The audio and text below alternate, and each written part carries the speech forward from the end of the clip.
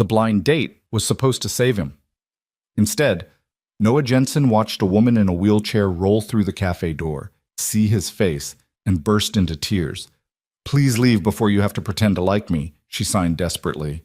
The entire coffee shop fell silent. He'd been tricked. She'd been lied to. Two broken people set up to fail, but what happened next would change everything. Stay with us until the end of this story, and comment what city you're watching from. We want to see how far this journey travels. The rain hadn't stopped for 3 days in Seattle, and Noah Jensen was starting to think it never would. He sat in his truck outside Haven Brew Cafe on Pike Street, staring through the rain-streaked windshield at the warm glow inside. His hands gripped the steering wheel so tight his knuckles had gone white. He'd been sitting here for 10 minutes, working up the nerve to go inside. "This is stupid," he muttered to himself. "This is so incredibly stupid." His phone buzzed on the passenger seat. Another text from Marcus. "You better not be chickening out. She's perfect for you. Just give it a chance." Noah closed his eyes and let his head fall back against the headrest. Marcus had been his best friend since college, and for the past 6 months, he'd been relentlessly trying to set Noah up on dates. Every single one had been a disaster. There was the woman who spent the entire dinner talking about her ex-husband, the one who asked if his daughter came with baggage, the one who actually said out loud that she admired his strength for dealing with being a widower, as if Emma's death was something he was dealing with, as if grief was a problem to be managed and moved past. But Marcus wouldn't let it go. "You can't stay alone forever, man. Mia needs to see you happy. Emma would want you to be happy." Noah hated when people told him what Emma would want. They didn't know. They hadn't known her, not really. They hadn't known how she laughed so hard at her own jokes that she'd snort, or how she'd wake up at 2 a.m. to write down story ideas, or how she'd made him promise, made him swear on everything, that he'd live fully after she was gone. "Don't you dare become a ghost," she'd whispered in those final weeks, her voice barely audible over the hospital machines. "Don't you dare stop living just because I have to." 3 years. It had been 3 years, and he still felt like a ghost. "Okay," he said aloud, forcing himself to open the truck door. "Okay, 1 hour. You can survive 1 hour." The cafe was busier than he'd expected for a Thursday afternoon. The smell of coffee and cinnamon hit him as soon as he stepped inside, along with a wave of warmth that made his rain-soaked jacket feel suddenly stifling.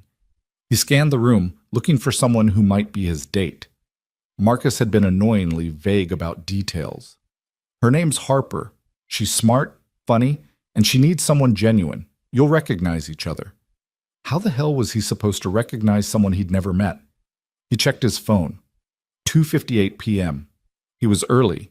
He found a table near the window with a good view of the door, ordered a black coffee from a barista with purple hair and too many piercings, and tried to look like someone who wasn't dreading every second of his existence. The coffee was too hot. He burned his tongue on the first sip and cursed under his breath. "Smooth, Noah," he muttered. "Really smooth." His phone buzzed again. Marcus, of course. "Don't forget to smile. You have a great smile. Use it." Noah didn't respond. He watched the rain sliding down the window, watched people hurrying past with umbrellas and hoods pulled up, watched the barista laugh at something her coworker said. Normal life, normal people doing normal things. He used to be normal. At exactly 3:02 p.m., the door opened and time seemed to slow down. A woman rolled through the entrance in a sleek black wheelchair, shaking rain from her dark hair. She was younger than he'd expected, maybe late 20s, with sharp cheekbones and eyes that swept the cafe with a mixture of nervousness and resignation. She wore a forest green jacket over a simple white shirt, and there was something about the way she held herself, straight-backed, chin up, that suggested she was used to people staring. Noah found himself staring too, but not for the reasons she probably expected. She was looking for someone. Her eyes moved from table to table, and he could see her hands clenching and unclenching on the armrests of her chair. She looked scared. No, not scared. Braced, like she was preparing for impact. Their eyes met. For a split second, Noah saw something flicker across her face. Hope, maybe, or recognition. But then her gaze dropped to his legs, to his hands resting on the table, to his very obviously able body, and her entire expression crumbled. The color drained from her face. Her mouth opened slightly, then closed. Her hands flew up, and she started signing, fast, desperate movements that Noah couldn't understand at first. Then he realized she was crying. Not quiet tears. Not polite, dabbing at the eyes crying. Her whole face was contorting with the effort of holding back sobs, and her hands were moving frantically, signing the same phrase over and over. Noah had taken ASL classes. Years ago, when Emma had gone through a phase of wanting to learn every language, they'd taken a community course together. He was rusty, but he understood enough. Please leave before you have to pretend to like me. Please just leave. The cafe had gone quiet. Everyone was looking now. A couple at the next table had stopped mid-conversation. The barista with purple hair was frozen with a coffee pot in her hand. Even the espresso machine seemed to have quieted, as if the whole world was holding its breath. Noah's heart was hammering in his chest. Every instinct screamed at him to do exactly what she was asking, to leave, to escape this awful moment, to pretend this had never happened. But he couldn't move, because he understood. He understood the look on her face, the certainty that she was about to be rejected, the desperate plea for him to just get it over with, to not make her sit through the pity and the awkward excuses and the eventual, inevitable goodbye. He'd seen that same look in his own mirror for 3 years. Slowly, carefully, Noah stood up. Harper's hand stilled, and her eyes squeezed shut. She was waiting for him to walk past her, to leave her sitting there in front of everyone. Instead, he pulled out the chair across from his table and turned it to face away, making space. Then he looked at her and signed, clumsily, uncertainly, but he signed, "I'm staying." Harper's eyes flew open. "What?" she said aloud, her voice strangely pitched, the way people who can't hear themselves often sound. Then she signed again, more urgently. "You don't understand. I'm not. My friend lied. She said you were—" Noah held up a hand and signed back. "My friend lied too." The confusion on Harper's face was almost comical. Her mouth opened, closed, opened again. She glanced at the door, then back at him, then at the space he'd made at his table. "I don't understand," she said aloud, her words slightly slurred but understandable. "You don't want to be here." Noah pulled out his phone and typed quickly, then held it up so she could read. "Neither do you. But we're both already soaking wet, and I already burned my tongue on bad coffee. Might as well be miserable together for an hour." For a long moment, Harper just stared at him. Then, so unexpectedly that it startled them both, she laughed. It was a strange laugh, too loud and abrupt, but it was genuine. Slowly, uncertainly, she rolled forward to the table. The cafe seemed to exhale collectively, and the normal sounds of conversation and coffee-making resumed. The barista with purple hair came over immediately. "What can I get you?" she asked Harper, but her eyes were kind, not pitying. Harper pointed at the menu, then held up 2 fingers and mimicked drinking. "A large latte?" the barista confirmed. "Coming right up, honey." After she left, Noah and Harper sat in awkward silence. He could see her hands trembling slightly on her lap. She wouldn't quite meet his eyes. He signed, "Start over?" She looked up, startled. He extended his hand across the table. "Noah Jensen," he said clearly, knowing she could read his lips. "Single dad, terrible at blind dates, pushed into this by a well-meaning friend who doesn't know when to quit." For a moment, Harper just looked at his hand. Then slowly, she reached out and shook it. Her grip was surprisingly strong. "Harper Lynn," she said aloud, watching his face carefully to make sure he understood. "Deaf. Paralyzed from the waist down. Also terrible at blind dates. Also pushed into this by a friend who apparently thought lying was a great strategy." Noah felt something ease in his chest. "What did your friend tell you?" Harper pulled out her own phone and typed.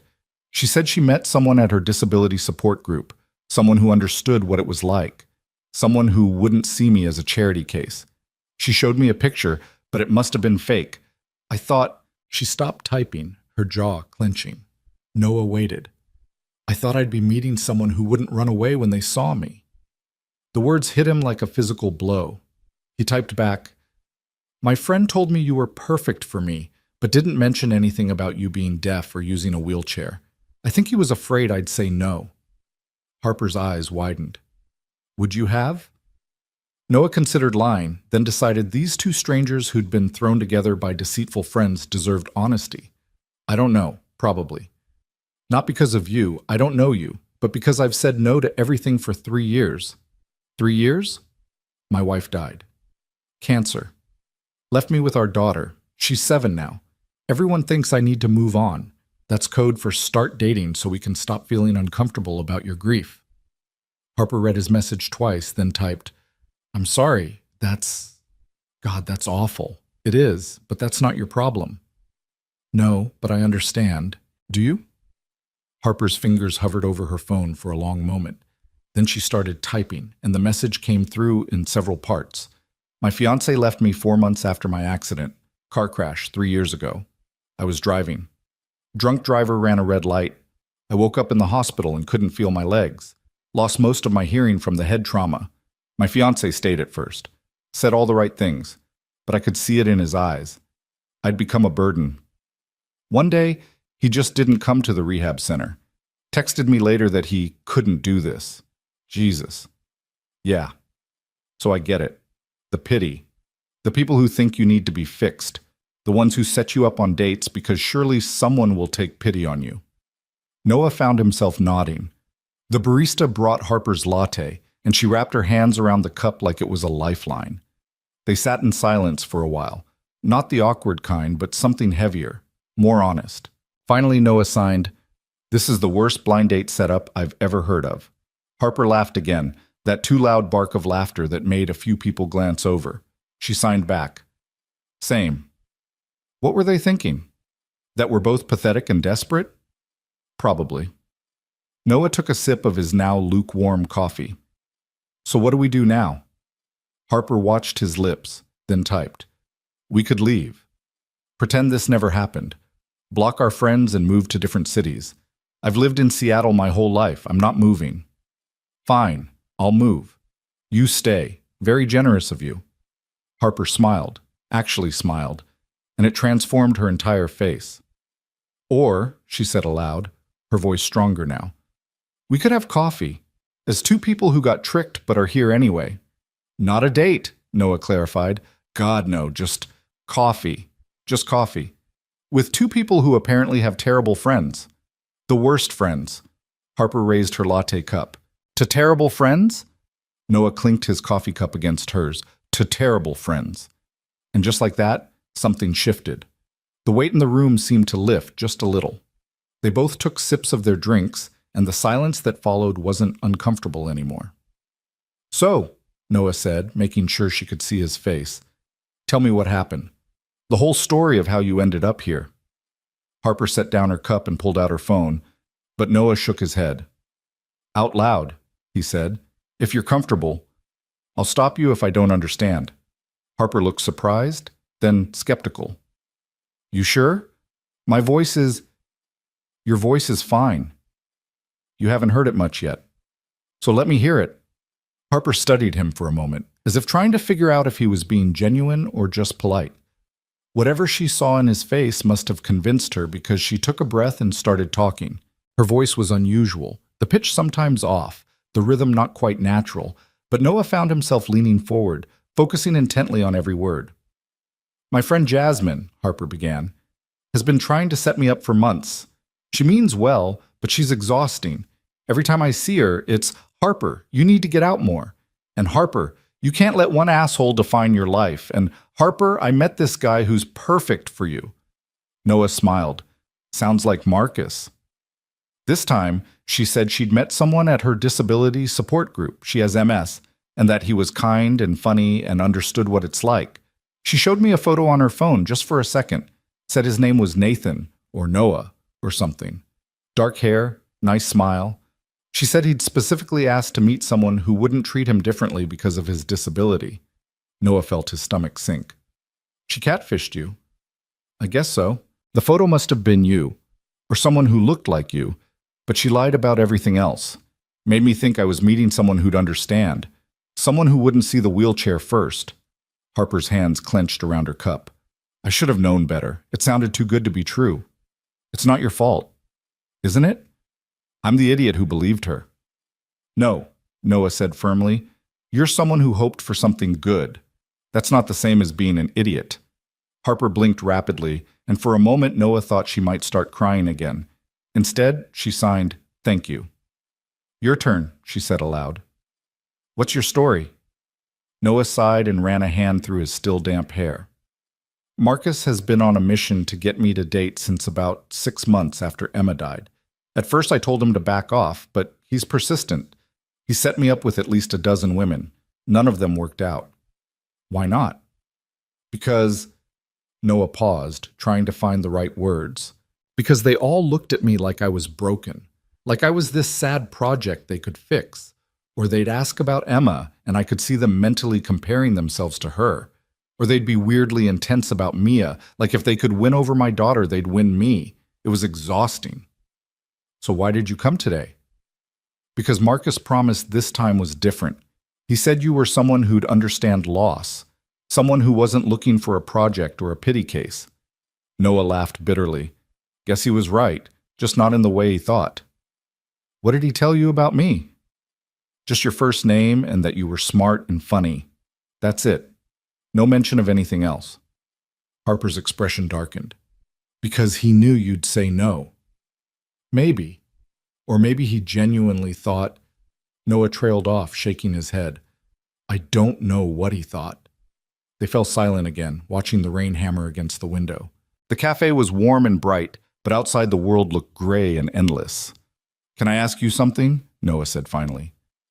Harper nodded. "When you came through that door and saw me, what went through your mind?" Harper didn't answer right away. She stared down at her latte, her jaw working. When she finally spoke, her voice was so quiet he had to lean forward to hear. "I thought, here we go again, another person who's going to smile and be polite, and then find an excuse to leave. I thought you'd take one look at me and all you'd see was the wheelchair and the hearing aids and you'd immediately be planning your escape." She looked up, her eyes bright with unshed tears. "I didn't want to watch it happen. I couldn't. So I tried to give you an out, to make it easier for both of us, by asking me to leave before I could reject you." "Yes." "Harper," Noah chose his words carefully, "I'm not going to pretend I know what it's like to be you. I don't. But I know what it's like to have people look at you and see only your tragedy.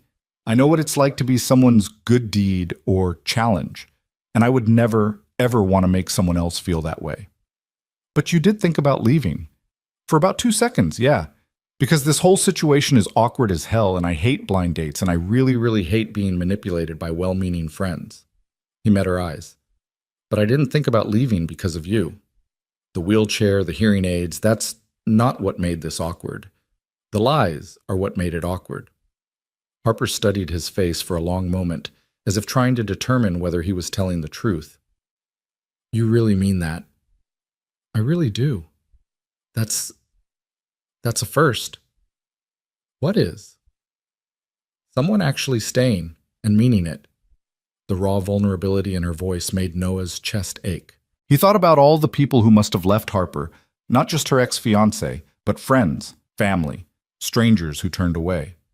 He thought about all the times she must have rolled into rooms and watched people's expressions change, all the times she'd been reduced to her disability, to people's discomfort and pity. "Their loss," he said simply. Harper's eyes widened. "What? Anyone who left you because of this?" He gestured vaguely at her wheelchair. "That's their loss, not yours. You don't know me. No. But I know enough. I know you showed up today even though you were scared. I know you tried to save me from an awkward situation even though you were the one hurting. I know you're sitting here talking to a stranger instead of running away, which is probably what I would have done." He smiled. "So yeah, their loss." Harper opened her mouth, closed it, then opened it again. No words came out. She just stared at him with an expression Noah couldn't quite read. Surprise, maybe, or disbelief, or something else entirely. Finally, she signed, "You're either the nicest person I've ever met, or the best liar." Noah signed back, "I'm terrible at lying. Ask Marcus. I once tried to throw him a surprise party, and accidentally told him about it the day before." That startled laugh again, too loud and too sudden, making the couple at the next table look over. Harper clapped a hand over her mouth, her eyes crinkling at the corners. "Tell me more," she said aloud. "Tell me about your terrible surprise party planning." So Noah told her.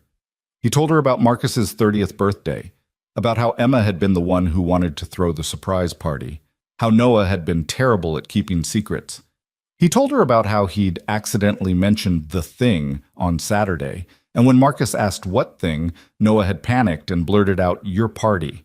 Emma was so mad, he said, smiling at the memory. She made me sleep on the couch that night, said I had the subtlety of a foghorn. She sounds amazing, Harper said softly. She was. Noah felt the familiar ache in his chest, but pushed through it. She was bossy and loud, and she laughed at her own jokes before she even told them. She made friends with everyone, grocery store clerks, bus drivers, random people at the park. She could talk to anyone about anything. You must miss her terribly. Every day. Noah took a breath. But it's getting not easier exactly, just different. The grief isn't as sharp as it used to be. Now it's more like, he struggled for the words. Like a weight you carry? Harper offered. Like you get used to it being there, but it never really goes away? Noah looked at her in surprise. Yeah, exactly like that. That's what my accident feels like, the loss of who I was before. I don't think about it every second anymore, but it's always there. This awareness that everything is different now. They sat with that for a moment. Two people who'd learned to carry weight that never got lighter, only more familiar. Tell me about your daughter, Harper said, changing the subject. Mia, right? Noah's whole face softened. Mia's 7, going on 17. She's stubborn and smart, and she asks about 1,000,000 questions a day. She wants to be a scientist when she grows up, or a vet, or an astronaut. It changes weekly. She sounds wonderful. She is. She's also exhausting. Last week she decided to invent a new type of sandwich and used every condiment in the fridge. It was horrifying. Harper laughed. What was in it? Peanut butter, mustard, pickles, and gummy bears. Oh my God. She made me try it, said I couldn't judge without trying. Noah shuddered dramatically. It was exactly as terrible as you'd imagine. Did she eat it? 3 bites. Then she declared it needs more work and moved on to trying to build a robot out of cardboard boxes. Harper's smile was genuine now, warm and open. She sounds like she keeps you busy. She does. Some days I feel like I'm barely keeping up, but she's... Noah's voice caught. She's the reason I'm still here. The reason I didn't completely fall apart after Emma died. I had to keep going for her. That's beautiful, Harper signed, because some things felt too big for words. They talked for another hour, the conversation flowing more easily than Noah would have believed possible an hour ago. Harper told him about her work as a graphic designer, how she'd had to completely reinvent her career after the accident when she could no longer commute to an office. She told him about learning to navigate the world from a wheelchair, about the things people said without thinking, about the surprising moments of kindness from strangers. Noah told her about being a single parent, about the guilt he felt when he snapped at Mia because he was too tired, about the way she sometimes asked questions about her mom that he didn't know how to answer. He told her about his job as an architect, about the projects that excited him, about the weird clients who wanted impossible things. They talked about Seattle, how they both loved it despite the rain, or maybe because of it, about favorite restaurants and parks, and the weird little bookstore on Capitol Hill that sold used books and homemade jam. It was the barista with purple hair who finally interrupted them. Hey guys, I hate to do this, but we're closing in 10 minutes. Noah checked his phone and was shocked to see it was nearly 6 p.m. They'd been talking for 3 hours.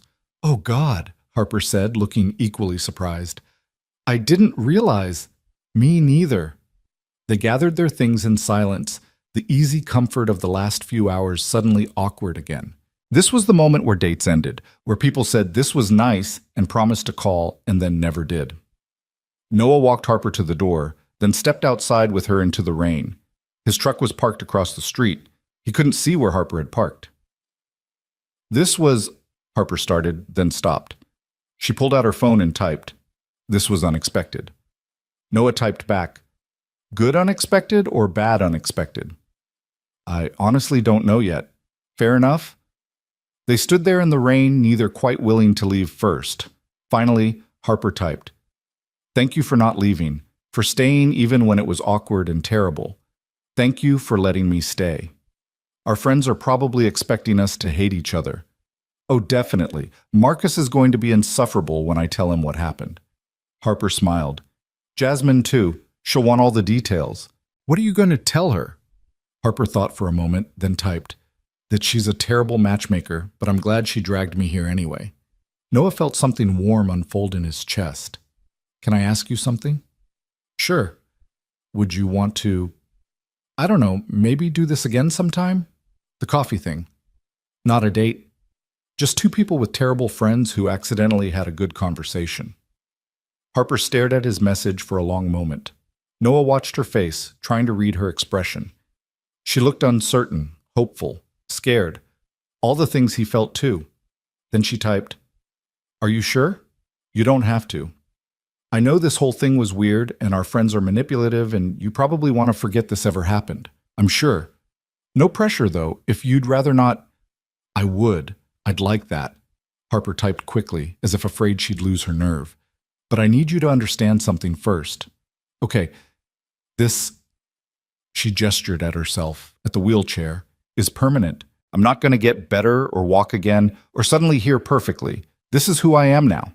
And if we're going to be friends, even just coffee friends, you need to be okay with that. Really okay with it. Not just saying you're okay while you're secretly hoping I'll change." Noah read her message twice, understanding the weight behind every word. This was Harper protecting herself, setting boundaries, making sure he knew what he was signing up for. He knelt down in the rain so they were at eye level, ignoring the water soaking through his jeans.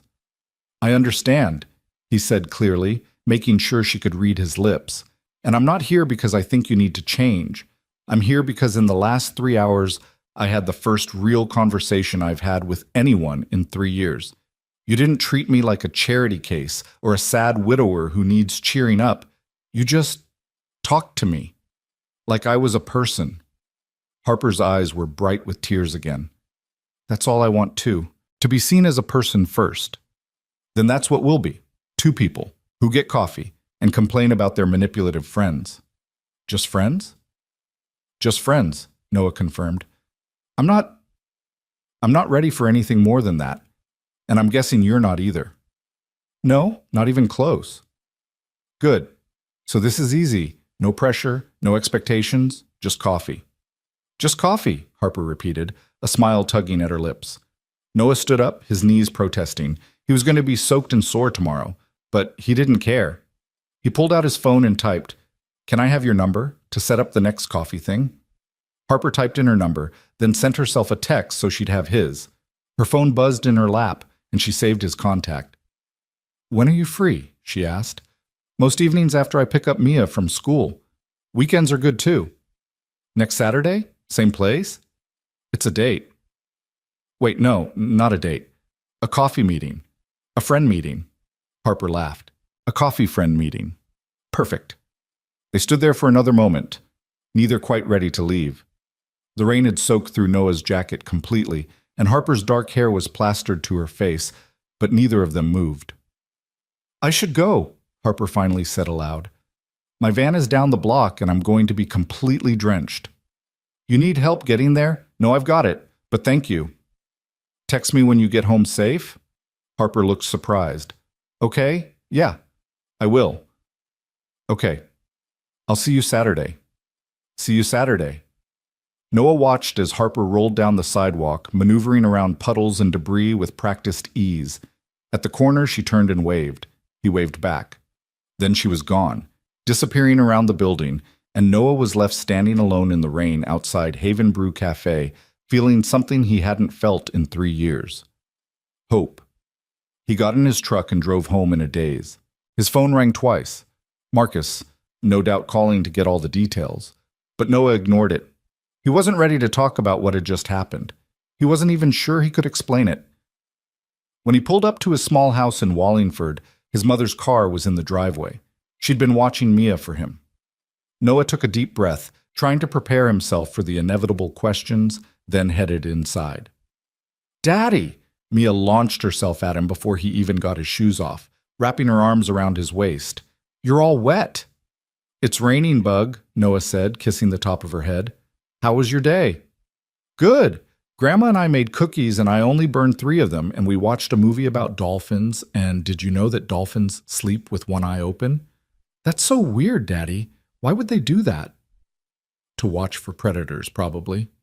But that means they're always tired. That's not fair." Noah's mother, Anne, appeared in the kitchen doorway with a knowing smile. "How was your coffee date?" "It wasn't a date," Noah said automatically. "Marcus said it was a date." "Marcus is a meddling pain in my—" Noah glanced at Mia and caught himself. "A meddling pain. So it went badly?" "No, actually, it was good. Weird, but good." Anne's eyebrows rose. "Weird how?" "Long story. I'll tell you later." Noah looked down at Mia, who was watching him with sharp, intelligent eyes. "Did you eat dinner?" "Grandma made spaghetti, but I told her you make it better." "I appreciate the loyalty, Bug, but Grandma's spaghetti is excellent." "Yours is better," Anne laughed. "She's got you wrapped around her finger." "Always has," Noah admitted. After Anne left, Noah helped Mia with her homework and got her ready for bed. Their nightly routine was comfortable and familiar: brushing teeth, finding the right stuffed animals, reading 2 chapters from whatever book they were working through. Tonight it was The Wild Robot, and Mia interrupted every other sentence with questions. "Daddy, if you were a robot, what would you want to do?" "I don't know. Build things, probably." "Boring. I'd want to fly." "Robots can't fly, Bug." "Some can. I saw it on YouTube." "YouTube is not a reliable source for robot information." "Yes, it is." After he'd read the required 2 chapters and answered approximately 47 questions about robot capabilities, Noah kissed Mia's forehead and turned off the light. "Daddy?" Mia's voice was small in the darkness. "Yeah, Bug." "Are you happy?" The question caught Noah off guard. "What do you mean?" "Grandma says you're sad a lot." "Because of Mommy." Noah sat back down on the edge of her bed. "I miss your mom very much," he said carefully. "But I'm not sad all the time. I'm happy when I'm with you. But not other times.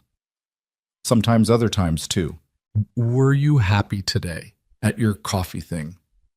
Noah thought about Harper, about their 3-hour conversation, about the way it felt to talk to someone who understood. "Yeah," he said softly.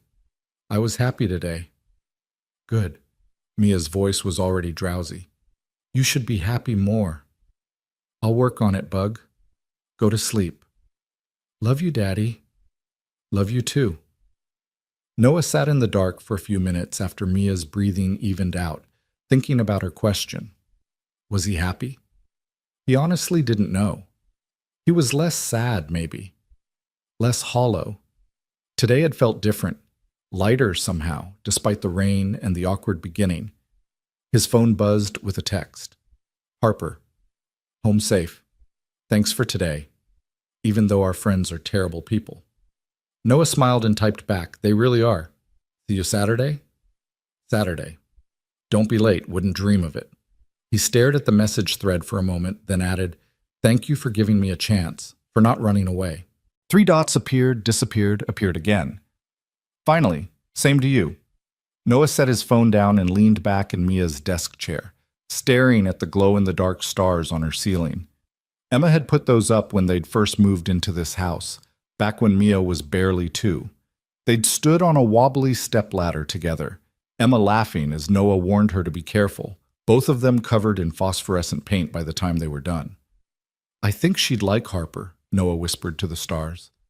"I think you'd tell me to stop overthinking and just be friends with her." The stars, of course, didn't answer, but somehow Noah felt a little lighter anyway. Outside, the rain finally stopped. The clouds began to part, revealing glimpses of stars. Real ones this time, not plastic. And for the first time in 3 years, Noah let himself think that maybe, just maybe, things might actually be okay. Saturday couldn't come soon enough. The week crawled by with agonizing slowness. Noah found himself checking his phone more than usual, reading and rereading the few texts he and Harper had exchanged. They were mundane messages, Harper sending him a meme about Seattle weather, Noah sharing a photo of Mia's latest invention, a hat made entirely of pipe cleaners. But each one made him smile in a way he hadn't smiled in years. Marcus, predictably, would not let it go. "So you're telling me," Marcus said over lunch on Tuesday, "that you sat in a coffee shop for 3 hours with a woman and didn't consider it a date?" "It wasn't a date," Noah insisted, stabbing at his salad. "We were both tricked into being there. We just decided to make the best of it."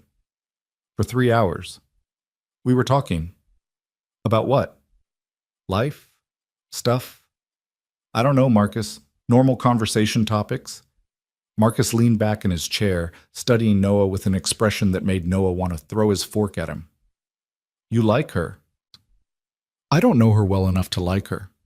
"But you want to know her." Noah hesitated, and that was all the confirmation Marcus needed. His face split into a triumphant grin. "I knew it! I knew you two would hit it off. You also lied to both of us about what to expect, so I'm not sure you get to claim victory here," Noah pointed out. "Minor details." "You catfished us, Marcus. That's not minor." Marcus had the decency to look slightly sheepish. "Okay, yeah, that wasn't my finest moment. But it worked, didn't it? You're seeing her again. As friends, for coffee. It's not a romantic thing. Yet. Ever. We both made that very clear. We're not looking for relationships. We're just two people who had a decent conversation and decided not to be strangers." "Keep telling yourself that, man." Noah wanted to argue, but the truth was more complicated than he was willing to admit to Marcus, or to himself. He wasn't attracted to Harper, not in the traditional sense.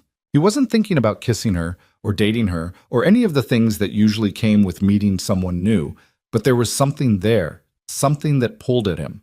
A recognition, maybe. A sense that she understood parts of him that most people couldn't see. That evening, while Mia was doing homework at the kitchen table, Noah's phone buzzed with a text from Harper. Random question. "Does Mia like art?" Noah typed back, "She loves it." "Why?" "There's a kids' art workshop at the community center near me this Saturday afternoon. Free, all ages. I volunteer there sometimes. Thought maybe she'd enjoy it?" Noah stared at the message, uncertain how to interpret it. Was Harper suggesting they bring Mia to their coffee meeting? Was she trying to include his daughter? Or was this just a friendly suggestion, separate from their plans? "That sounds great." "What time?" 2:04 p.m. "Our coffee thing is at 10, right? So it wouldn't overlap." "Right." Noah hesitated, then added, "Would you want to meet her?" "Mia, I mean. No pressure, but if you're going to be there anyway." 3 dots appeared, then disappeared. Appeared again. Noah could practically see Harper debating with herself. Finally, "Are you sure? That seems like a big step for just coffee friends." "You're right. Forget I mentioned it." "No, wait, I didn't say no. I just want to make sure you're comfortable with it." "I am. Mia's my whole world. If we're going to be friends, you'll probably meet her eventually anyway." "Okay. Then, yes, I'd like to meet her." Noah felt something warm bloom in his chest. Fair warning, she asks about a million questions and has zero filter. Sounds perfect. I'll see you both Saturday. "Daddy, who are you texting?" Mia asked, looking up from her math worksheet with curious eyes. "You're smiling weird." "I'm not smiling weird." "Yes, you are. You have your happy face on." Noah hadn't realized he was smiling. "I'm texting a friend. How's homework going?" "Terrible. Math is stupid." "Math is not stupid. You're going to need math when you're a scientist, astronaut, veterinarian." "I don't want to be that anymore. I want to be an artist now." "An artist?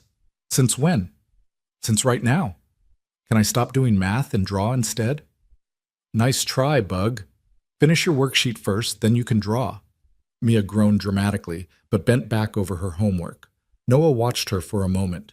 This fierce little person who looked so much like Emma, it sometimes hurt to breathe. She had Emma's dark curls, Emma's stubborn chin, Emma's way of scrunching up her nose when she concentrated. "Hey, Bug," Noah said. "How would you feel about going to an art workshop on Saturday?" Mia's head shot up. "Really? Like with paints and stuff?" "Yeah, exactly like that. It's at a community center, all afternoon." "Can I make whatever I want?" I think so. Even if it's weird? Especially if it's weird. Mia's face lit up. Yes! I want to go. Can I bring my sketchbook? Sure. And there's going to be someone there I want you to meet. Her name is Harper. She's a friend of mine. Mia's eyes narrowed suspiciously. What kind of friend? Just a regular friend. We met for coffee last week. Is she your girlfriend? No, Bug, just a friend. But she's a girl. Yes, but not all girls who are friends are girlfriends. That's not how it works. Grandma says you need a girlfriend. Noah made a mental note to have a conversation with his mother about appropriate topics to discuss with 7-year-olds. Grandma says a lot of things. So Harper is nice? She seems nice, yeah. I don't know her very well yet. That's why we're spending time together, to get to know each other. Mia considered this, her face serious. Okay, I'll meet her, but if she's mean, I'm going to tell her to leave. That's fair, but I don't think she's mean. Good. Can I finish my drawing now? I did all the math. Noah checked her worksheet and was impressed to see she'd actually completed it, albeit with some creative interpretations of the word completed. Go ahead, Bug. As Mia rushed off to get her art supplies, Noah's phone buzzed again. This time it was his mother. Marcus told me your coffee date went well. Noah sighed. Of course Marcus had called his mother. It wasn't a date, Mom. And yes, it was nice. Are you seeing her again? Coffee on Saturday, as friends. That's wonderful, honey. I'm so happy for you. Don't make it into something it's not. We're just two people who get along. That's how the best relationships start. Mom. Okay, I'll stop. But Noah. What? It's okay to be happy, to let someone in. Emma would want that for you. Noah stared at the message for a long time before responding. I know. I'm working on it. That's all anyone can ask. Love you. Love you too. The rest of the week passed in a blur of work and parenting and trying not to overthink Saturday. Noah caught himself planning his outfit on Friday night, then felt ridiculous about it. This wasn't a date. Harper had made that clear. He'd made that clear. They were friends meeting for coffee, and then he was taking his daughter to an art workshop where Harper would happen to be volunteering. Completely normal. Nothing to be nervous about. So why did he feel like he was 17 again, anxious about seeing someone he liked? Saturday morning arrived gray and drizzly, typical Seattle weather. Noah woke up early, made pancakes for Mia, and tried to act like it was just a regular day.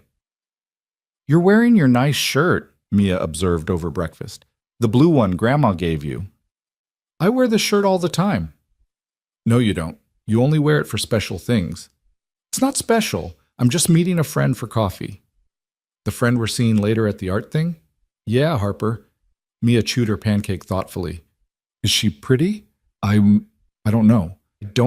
I guess? That's not really relevant, Bug. Grandma says that's how you know if someone likes someone, if they think they're pretty. Grandma needs to stop sharing her theories with you. So you do think she's pretty. I think I'm going to have a very long talk with Grandma about boundaries. Mia giggled, pleased with herself. Can I wear my rainbow shirt to the art thing? You can wear whatever you want. Even my tutu? Within reason. After dropping Mia off at his mother's house, she'd agreed to watch her for the morning and would meet them at the community center later. Noah drove to Haven Brew Cafe. He arrived 10 minutes early and found Harper already there, at the same table by the window. She waved when she saw him, and Noah felt that strange flutter in his chest again. She was wearing a deep purple sweater and had her dark hair pulled back in a braid. She looked nervous. Hey, Noah said, signing as he spoke. You're early.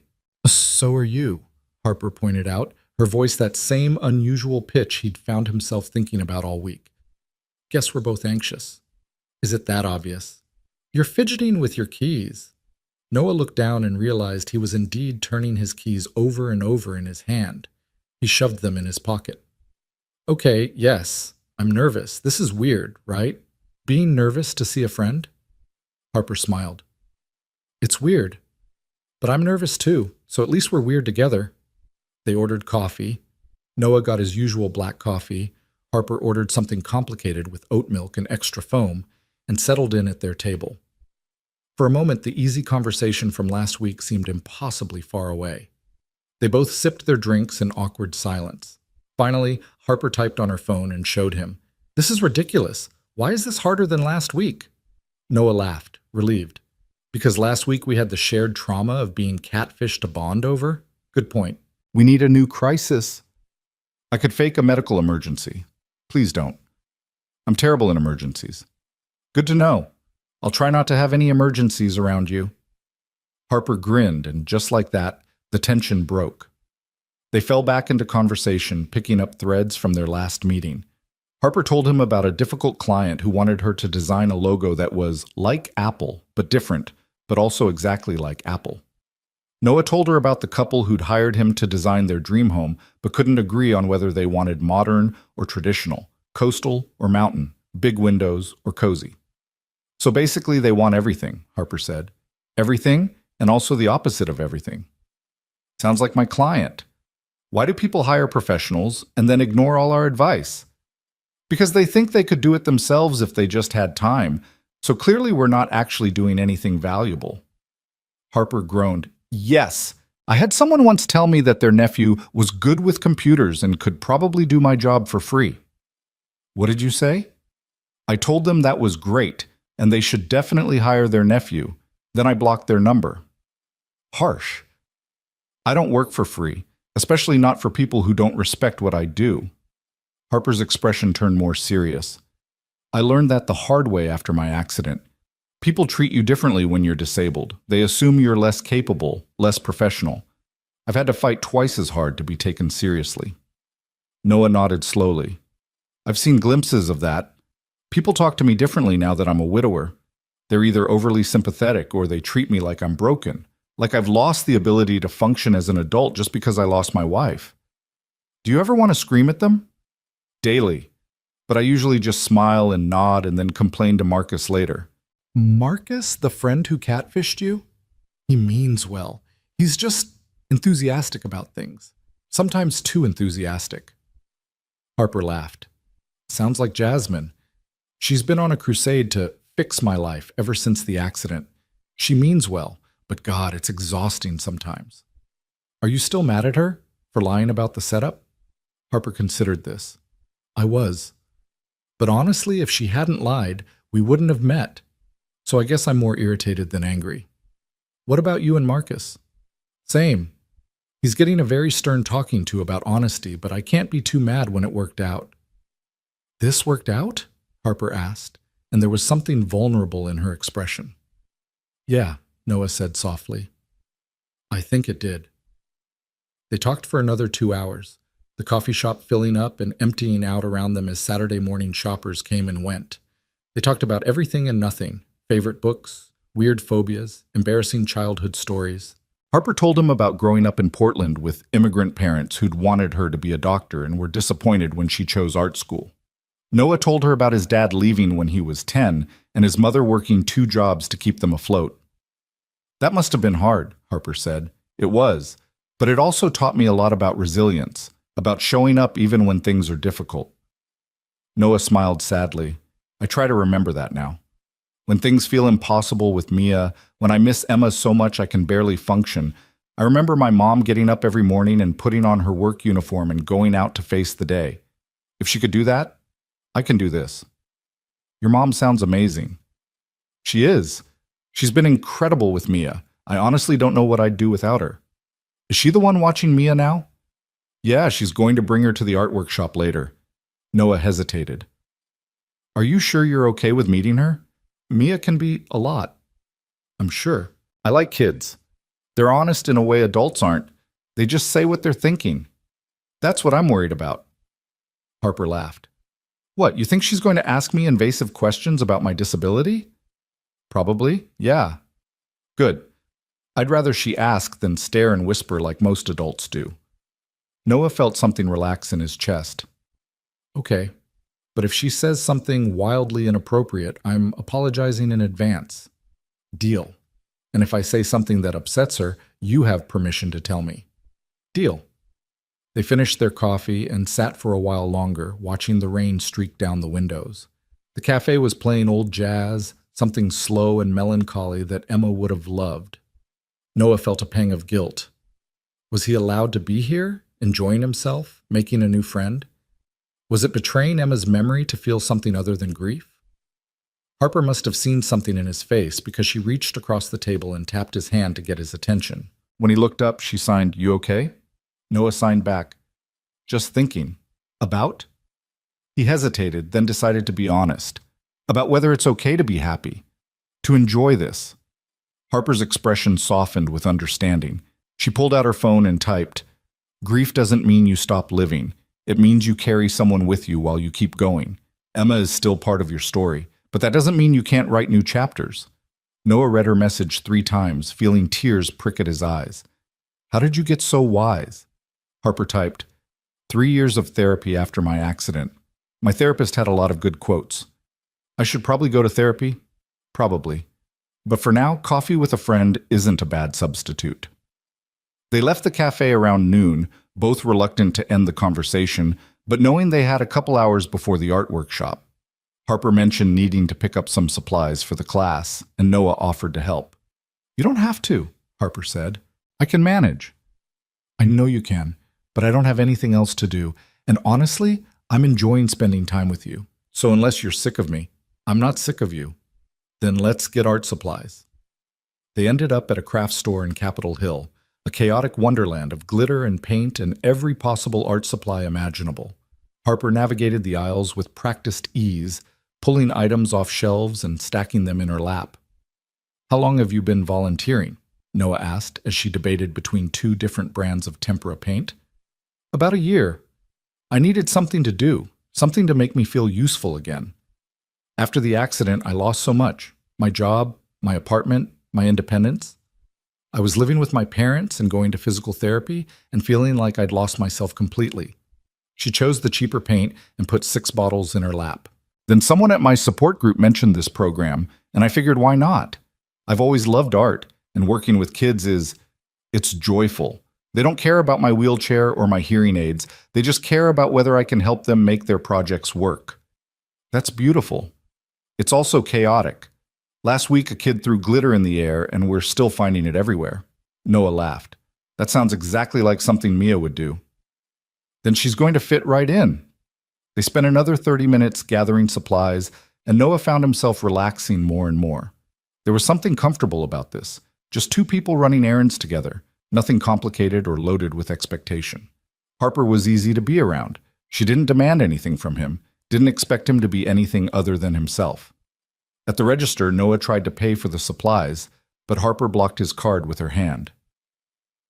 "The program has a budget," she said firmly. "We're good. At least let me contribute something. You're helping me carry everything. That's contribution enough."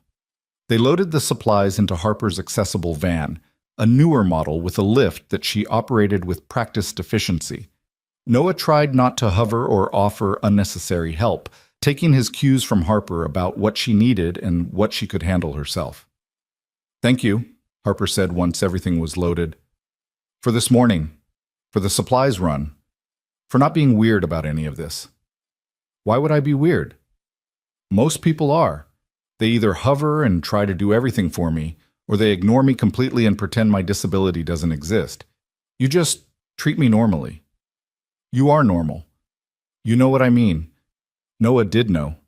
He thought about all the people who treated him differently after Emma died, who'd either smothered him with sympathy or avoided him entirely, afraid his grief was contagious. "I do know. And for what it's worth, you do the same for me. You don't treat me like a sad widower or a broken single dad. You just treat me like a person. That's because you are a person, who also happens to be a widower and a single dad. But those aren't the only things you are." "Exactly." They smiled at each other, and Noah felt that flutter again.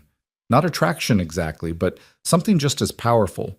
Recognition, understanding, the rare gift of being seen clearly. "I'll meet you at the community center," Harper said. "It's the one on 15th, near the library." "I know it. We'll be there at 2.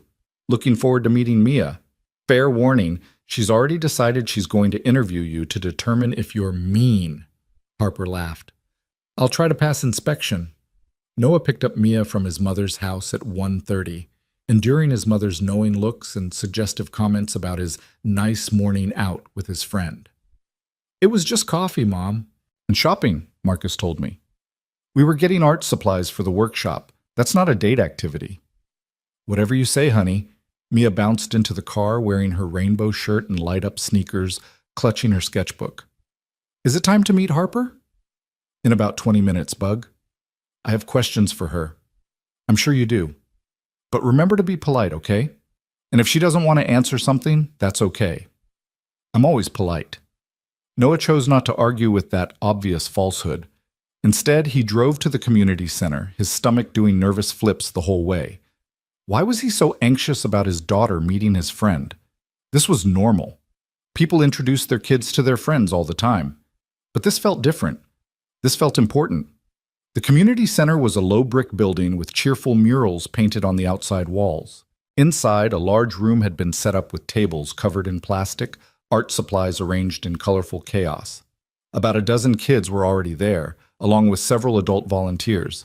And there was Harper, in the corner, organizing paintbrushes into cups. She looked up when they entered, and her face broke into a smile. You must be Mia, Harper said, her voice clear and carefully pitched as she rolled over to them. Mia's eyes went wide. She looked at the wheelchair, then at Harper's face, then at Noah. It's okay, Bug, Noah said softly. Remember what we talked about?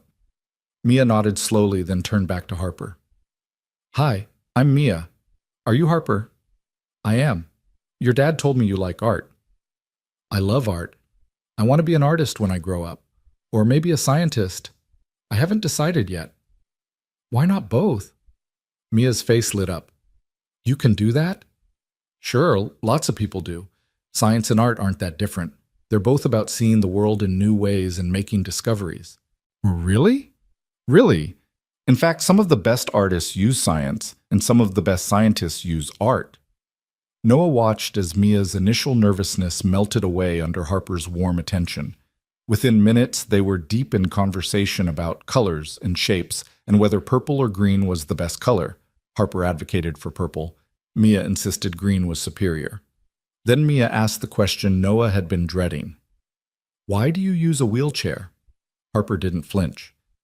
I was in a car accident a few years ago. It hurt my spine and now my legs don't work like they used to. Does it hurt? Sometimes, but mostly I just don't feel my legs. Can you feel if I touch them? Nope. Want to try? Mia gently poked Harper's knee, fascinated when Harper didn't react. That's so weird, but also kind of cool. It's definitely different from what you're used to, but it's normal for me now. And the things in your ears, are those hearing aids? They are? I have trouble hearing, so these help make sounds louder. Can you hear me right now? Yep, and I can also read your lips, which helps. That's cool. Can you teach me sign language? Harper's eyes crinkled with delight. Sure. What do you want to learn? For the next 5 minutes, Harper taught Mia basic signs. Hello, thank you, my name is, nice to meet you. Mia practiced with intense concentration, her small hands mimicking Harper's movements. Noah stood back, watching this interaction unfold, and felt something shift in his chest. Harper was patient and kind, never talking down to Mia, answering her questions honestly without making them seem strange or inappropriate. And Mia, his fierce, curious, sometimes too honest daughter, was completely enchanted. Daddy, Mia called. Look, I can say thank you in sign language. She demonstrated, signing thank you with exaggerated movements that made Harper laugh. That's great, Bug, Noah said, signing it back to her. But I think the workshop is starting soon. Should we find you a seat? Mia looked around at the other kids gathering at the tables. Can I sit next to Harper? I'll be walking around helping everyone, Harper explained. But I'll come check on you lots, okay? Okay. But you have to come see my art when I'm done. Deal. Noah helped Mia get settled at a table with 2 other kids around her age, then stepped back as the lead instructor, an energetic woman in her 50s named Carol, began explaining the day's project. They'd be making mixed media collages, using magazines and paint and fabric and whatever else caught their imagination. Harper rolled from table to table, helping kids brainstorm ideas and showing them techniques. Noah watched her work, impressed by how naturally she connected with each child. She knew when to offer guidance and when to step back and let them experiment. She praised their efforts without being patronizing, and when one little boy started crying because his project wasn't working, she sat with him patiently until he calmed down and helped him see that mistakes could become part of the art. "She's good with kids," Carol said, appearing beside Noah. "Been volunteering here for a year and the kids all love her. Are you a friend of hers?" "Yeah, we just met recently." "Well, she seems happy today." "Happier than usual," Carol smiled knowingly. "Must be good to have a friend here." The 2 hours flew by. Mia created an elaborate collage featuring what appeared to be a robot astronaut riding a dinosaur through space. "It's based on science and art," she explained proudly, while the other kids made everything from abstract color explosions to careful portraits of their pets. Harper kept her promise, checking on Mia frequently and offering suggestions that Mia sometimes accepted and sometimes ignored. They seemed to have developed an easy rapport, communicating through a mixture of sign language, speech, and wild hand gestures that both of them seemed to understand perfectly. As the workshop wound down and parents arrived to pick up their children, Mia insisted on showing Harper her finished masterpiece. "This is amazing," Harper said, examining the collage seriously. "Tell me about it." "Well, this is Rita the robot astronaut," Mia explained, pointing to a figure made of magazine cutouts and silver paint. "She's exploring the dinosaur nebula, which is where dinosaurs go when they die. But they're not sad there. They get to be space dinosaurs, which is way better." "That's beautiful. And a little bit sad, but mostly beautiful." "Thanks. My mom would have liked it. She loves space stuff." Harper glanced at Noah, who nodded slightly. "Your mom sounds cool." "She was. She died when I was 4, so I don't remember everything about her. But Daddy tells me stories. That's a good way to remember someone. Through stories. Do you have anyone who died?" "Mia," Noah warned gently. "It's okay," Harper said. "And yes, actually, my grandmother died 2 years ago. I was really close to her." "Do you miss her?" "Every day. But like you said, I remember her through stories and through the things she taught me." Mia considered this solemnly. "I think you're nice. You passed my test." Harper's eyebrows rose. "There was a test?" "Yep, I had to make sure you weren't mean. Daddy needs nice friends." "Well, I'm glad I passed. You're pretty cool yourself." Mia beamed. As other kids finished up and the room began to empty, Mia asked, "Can Harper come have dinner with us?" Noah froze. "Bug, Harper probably has plans." "Actually," Harper said, "I don't, but if it's too much, I totally understand." "Please, Daddy." Mia clasped her hands together. "I want to show Harper my room and my inventions. And, Mia, you barely know Harper. She might not want to—" "I'd love to," Harper interrupted, and she sounded like she meant it. "If you're comfortable with it." Noah looked between his daughter's hopeful face and Harper's gentle smile and realized he was being outvoted. More than that, he realized he wanted Harper to come to dinner. He wanted to show her his home, his life, the world he'd built for Mia. He wanted to extend this day just a little longer. "Okay," he heard himself say, "but I'm warning you, I'm not a great cook and our house is basically an explosion of Mia's projects." "Sounds perfect," Harper said, and somehow, impossibly, it was. Noah's house was exactly as he'd described. A small craftsman bungalow in Wallingford with a front porch that desperately needed repainting and a yard full of Mia's outdoor experiments, which seemed to consist of elaborate structures made from sticks and rocks and an alarming amount of duct tape. "Sorry about the mess," Noah said as he unlocked the front door, suddenly acutely aware of the scattered toys in the entryway and the stack of unfolded laundry on the couch. "I wasn't exactly expecting company." "It's perfect," Harper said, and she meant it. There was something warm about the house, lived in and real, in a way that made her feel immediately comfortable. Photos lined the walls. Mia at various ages, a beautiful woman with dark curls who must have been Emma, family gatherings and birthday parties and ordinary moments captured and treasured. Mia had already kicked off her light-up sneakers and was tugging on Harper's hand. "Come see my room. I have so many things to show you." "Mia, let Harper breathe for a second," Noah said, and the house isn't exactly wheelchair accessible. There are steps, and I can manage steps if you can give me a hand, Harper said. I've gotten pretty good at adapting. Are you sure? Positive. Besides, Mia promised to show me her inventions, and I take promises very seriously. It took some maneuvering, Noah helping lift the front wheels of the wheelchair up the 2 steps into the house, Harper using her upper body strength to navigate the narrow hallway, but they made it work. Mia chattered the entire time, a running commentary on everything they passed. That's a picture of my mom. Daddy says I look like her, but I think I look like Daddy. That's our bathroom. The toilet makes weird sounds sometimes. That's Daddy's room. It's boring. And this is my room. Mia's room was an explosion of color and creativity. The walls were covered with her artwork, paintings and drawings and collages that showed genuine talent mixed with childish exuberance. A bookshelf overflowed with books and art supplies and strange objects that Harper couldn't quite identify. The bed was unmade, covered with stuffed animals, and what appeared to be a half-finished cardboard robot. This is amazing, Harper said, taking it all in. You made all of this? Most of it. Daddy helped with some of the building stuff. See that? Mia pointed to an elaborate mobile hanging from the ceiling, made of painted paper and wire. That's the solar system, except I added an extra planet because I think there should be more planets. What's the extra planet called? Miatopia. It's where everyone gets free ice cream and you don't have to do math, Harper laughed. Sounds like the best planet. For the next 20 minutes, Mia gave Harper an exhaustive tour of her creations.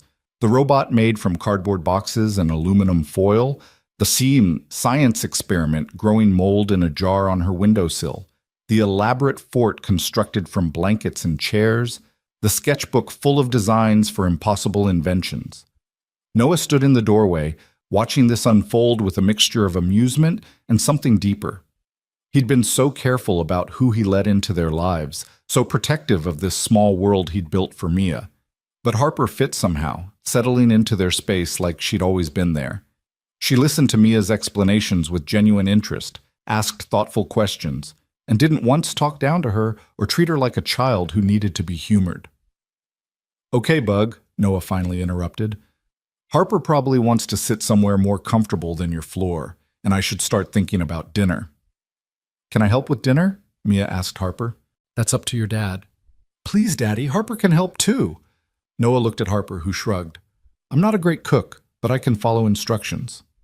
Fair warning, our kitchen is tiny, and the oven is temperamental. I've worked in worse conditions. They made their way back to the main living area, easier this time now that they'd figured out the logistics, and Noah opened the refrigerator to survey their options. It was embarrassingly bare, some chicken breasts that needed to be cooked soon, vegetables that had seen better days, cheese, eggs, and not much else. I usually meal prep on Sundays, but this week got away from me, Noah explained. I can do pasta with chicken and vegetables. It's basic, but edible. Sounds great. Put me to work. What followed was one of the most chaotic and joyful hours Noah had experienced in years. Mia appointed herself head chef and immediately started giving orders that made no culinary sense. Harper somehow ended up in charge of vegetables, despite admitting she barely knew how to boil water, navigating the kitchen in her wheelchair with surprising efficiency. Noah handled the chicken and pasta, trying to keep some semblance of order while his daughter and his new friend conspired to add increasingly bizarre ingredients. Mia, we are not putting gummy bears in the pasta sauce, Noah said firmly. But it would add sweetness. That's what the tomatoes are for. Harper, don't you think gummy bears would be good? Harper held up her hands in surrender. I'm staying out of this one. Your dad is the chef. Traitor, Mia muttered, but she was grinning.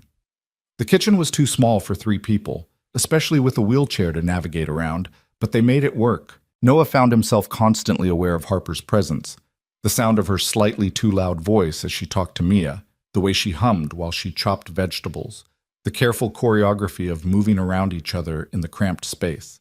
At one point, Noah reached past Harper to grab a pan and their hands brushed. It was nothing, barely contact at all, but Noah felt a jolt of awareness that surprised him. Not attraction exactly, or not just attraction, something more complicated. The recognition that this person was becoming important to him in ways he hadn't expected. Harper must have felt something too, because she looked up at him, and their eyes held for a moment longer than necessary. "Sorry," Noah said. "Tight quarters." "It's fine. I'm used to navigating tight spaces." "Still, if I'm in your way—" "Noah." Harper's voice was gentle. "You're fine. We're fine. Stop overthinking." She was right. He was overthinking. This was just dinner with a friend. Normal, everyday, not complicated dinner. Except it didn't feel normal. It felt like something was shifting, some fundamental change in the air between them that Noah couldn't quite name. Mia, oblivious to the adult tension, was singing to herself as she set the table. A made-up song about pasta and dinosaurs that made absolutely no sense, but was oddly catchy. Harper joined in, improvising harmonies that were slightly off-key but enthusiastic.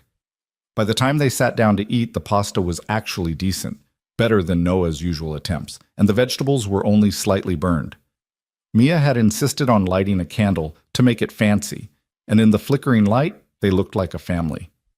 The thought hit Noah with unexpected force. They looked like a family. "This is really good," Harper said, signing as she spoke.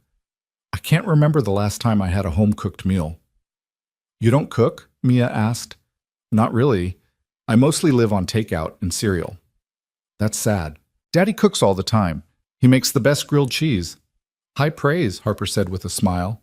"It's true. Tell her, Daddy." "My grilled cheese is acceptable," Noah said. "I wouldn't say the best." "False modesty," Mia declared. "Harper, you have to come back sometime and try his grilled cheese. Then you can judge." Noah caught Harper's eye across the table, and she smiled. "I'd like that." They ate and talked, the conversation flowing easily despite Mia's tendency to interrupt with random observations and Harper's occasional need to ask people to repeat themselves. Noah found himself relaxing into the moment, letting go of his self-consciousness about the messy house and his mediocre cooking and the thousand small imperfections of his life. Harper asked Mia about school, and Mia launched into a passionate explanation of why her teacher was wrong about the order of the planets, and how she was planning to write a letter to NASA to suggest improvements to the solar system. "That's very ambitious," Harper said seriously, "but maybe start with an email to a local observatory. Work your way up to NASA." "That's actually a good idea. Daddy, can we do that?" "Sure, Bug. We can draft an email this week." "Will you help me, Harper? I want it to sound professional." "I'd be honored." After dinner, Mia insisted they play a board game, something called Cosmic Quest, that had rules so complicated Noah had never fully understood them. Harper gamely tried to follow along as Mia explained the mechanics, occasionally asking clarifying questions that Mia answered with exaggerated patience. "No, Harper, you can't move your spaceship there. That's a black hole zone. You'll lose all your energy crystals." "Right, sorry. What about here?" "That's the Nebula of Doom, also bad. Is anywhere safe?" "Not really. That's what makes it fun." They played for an hour, with Mia winning by such a large margin that Noah suspected she was making up rules as she went. Harper didn't seem to mind losing, laughing at her own terrible strategy and celebrating Mia's victory with genuine enthusiasm. "You're a worthy opponent," Harper said solemnly, shaking Mia's hand. "I'll have to train harder for our rematch." "You're a good loser. Most adults are sore losers." "I've had practice. I lose at everything." "Not art. You're really good at art." "Thank you. So are you." Mia beamed and Noah felt his heart swell. This was what he'd wanted for Mia, people in her life who saw her, who appreciated her wild creativity and endless curiosity, who didn't try to make her fit into some predetermined mold of what a kid should be. By the time 8 o'clock rolled around, Mia was fighting to keep her eyes open despite her protests that she wasn't tired. "Bedtime, Bug," Noah said gently, "but Harper's still here." "Harper will come back another time. Say goodnight." Mia turned to Harper, suddenly shy. "Will you really come back?" "If your dad says it's okay, I'd love to." "Daddy?" Mia looked at Noah with pleading eyes. "Yeah, Harper's welcome anytime."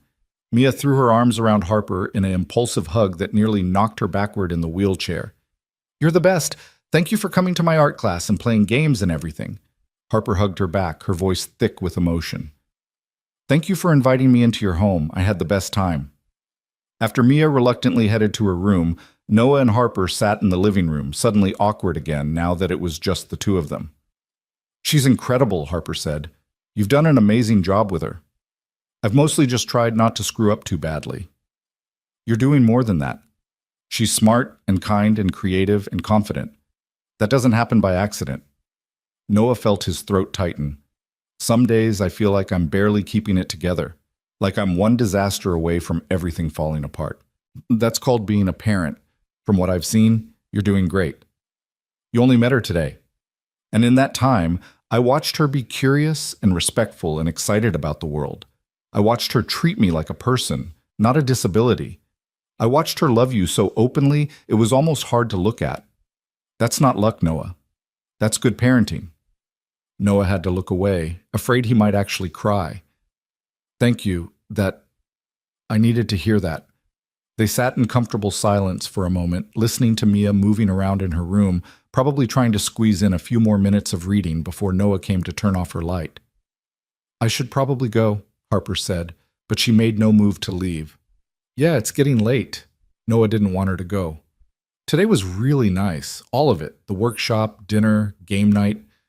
I haven't felt this normal in, I can't remember how long." "Normal?"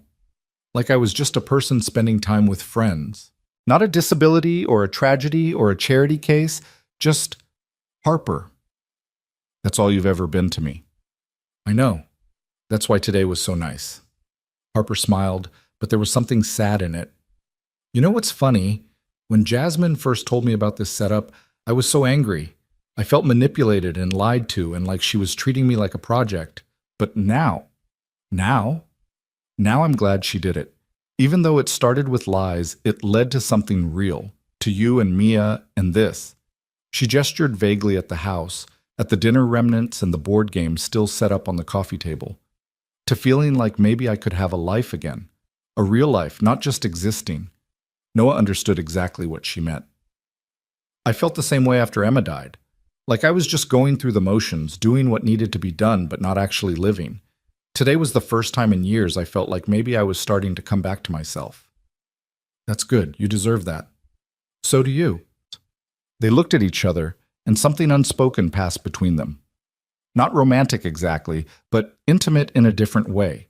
The intimacy of being truly seen, of having someone understand the weight you carried without you having to explain it. "Daddy!" Mia's voice called from her room. "I'm ready for bedtime." Noah stood reluctantly. She won't go to sleep until I read to her." "Go. I can let myself out." "Are you sure? The steps—" "I've got it, Noah. Go be with your daughter." But before Noah could leave the room, Harper called his name. When he turned back, she was signing as she spoke. "Thank you for today, for trusting me with Mia, for making me feel welcome in your home. Thank you for being here, for being exactly who you are." Noah helped Mia with her nighttime routine, brushing teeth, finding the right stuffed animals, reading 2 chapters from their current book. Mia was full of questions about Harper, barely paying attention to the story. "Do you think Harper had fun?" "She seemed to, yeah." "She's really nice, Daddy. I like her." "I like her too, Bug." "Are you going to be friends with her forever?" "I don't know about forever, but hopefully for a while." "Good. I think Mom would have liked her." Noah's breath caught. "What makes you say that?" "Because Mom liked people who were real. That's what Grandma says, that Mom didn't like fake people. She liked people who were themselves. And Harper is really herself. You can tell." Out of the mouths of babes, Noah thought. "You're right, Bug. Mom would have liked her." "Do you think Harper could come to my birthday party? It's not for 2 months, but I want to make sure." "We'll see. Now, go to sleep." "One more question." "Bug, no. Do you think Harper is pretty?" Noah sighed. They were back to this. "I think Harper is a lovely person inside and out. Now sleep." "That's not an answer." "It's the only answer you're getting tonight. Close your eyes." Mia grumbled but complied, and within minutes her breathing had evened out into sleep. Noah sat in the dark for a while, watching his daughter sleep, thinking about Harper's question from earlier. Was he happy? Maybe not completely, not yet. The grief was still there, would probably always be there in some form. But today had felt lighter. Today had felt like possibility. When Noah came back to the living room, he was surprised to find Harper still there, looking at the photos on the wall. "Sorry," she said when she noticed him. "I got distracted. You have a beautiful family." Noah came to stand beside her, looking at a photo from Mia's 5th birthday party. Emma was in the background, laughing at something off camera, and Mia was covered head to toe in chocolate cake. "That was a good day," Noah said softly. "One of the last really good days before Emma got sick. She's beautiful, and she looks happy." She was. She loved life so fully, embraced everything with such enthusiasm. I think that's what I miss most. Not just her, but the way she saw the world. Like everything was an adventure. Mia inherited that. Yeah, she did. Noah smiled. Sometimes it's a blessing, sometimes it's exhausting. Harper laughed quietly. I can imagine. They stood there for a moment, looking at the photos, at the evidence of a life before and after loss. "Can I ask you something?" Harper said finally. "And you can tell me if it's too personal." "Go ahead. Do you ever feel guilty? For moving forward, for having moments of happiness? Like you're betraying her memory?" Noah turned to look at Harper, surprised by the question. "Every day. Every single day. When I laugh at something Mia says, when I enjoy a meal, when I have a good conversation, there's always this voice in my head asking if I deserve to be happy when Emma can't be." "What do you do with that voice?" "I try to remember something she told me before she died. She made me promise that I wouldn't stop living just because she had to. She said she wanted me to be happy, to fall in love again someday, to give Mia a full life." Noah's voice cracked. "But knowing what she wanted and actually doing it are two different things." Harper reached out and took his hand, squeezing gently. "For what it's worth, I think you're doing it. Living, I mean. Maybe not perfectly, maybe not all the time, but you're trying. That's what matters." "Are you? Trying to live again?" Harper was quiet for a long moment. "I'm starting to. Today helped. Being here with you and Mia, feeling like a regular person doing regular things, it reminded me that life didn't end with my accident. It changed, but it didn't end." "Your ex-fiancé was an idiot." The words came out more forcefully than Noah intended, but he meant them. Harper looked up at him, startled. "He had someone incredible," Noah continued. "Someone strong and talented and kind, and he walked away because things got hard. That's not love. That's cowardice. You barely know me. I know enough. I know you show up even when you're scared. I know you're patient with curious 7-year-olds who ask invasive questions. I know you make terrible jokes and you're competitive about board games and you hum when you cook. I know that in the past week, you've made me feel more like myself than I have in 3 years." Noah paused, realizing he'd said more than he intended. "So yeah, I know enough to know he was an idiot." Harper's eyes were bright with unshed tears. "Noah, sorry, that was intense. I didn't mean to, Don't apologize." Harper's voice was fierce. "Don't you dare apologize for seeing me, for saying things like that. Do you know how long it's been since someone looked at me and saw anything other than what I lost? You haven't lost anything that matters. You're still you. Am I? Some days I don't even know who that is anymore.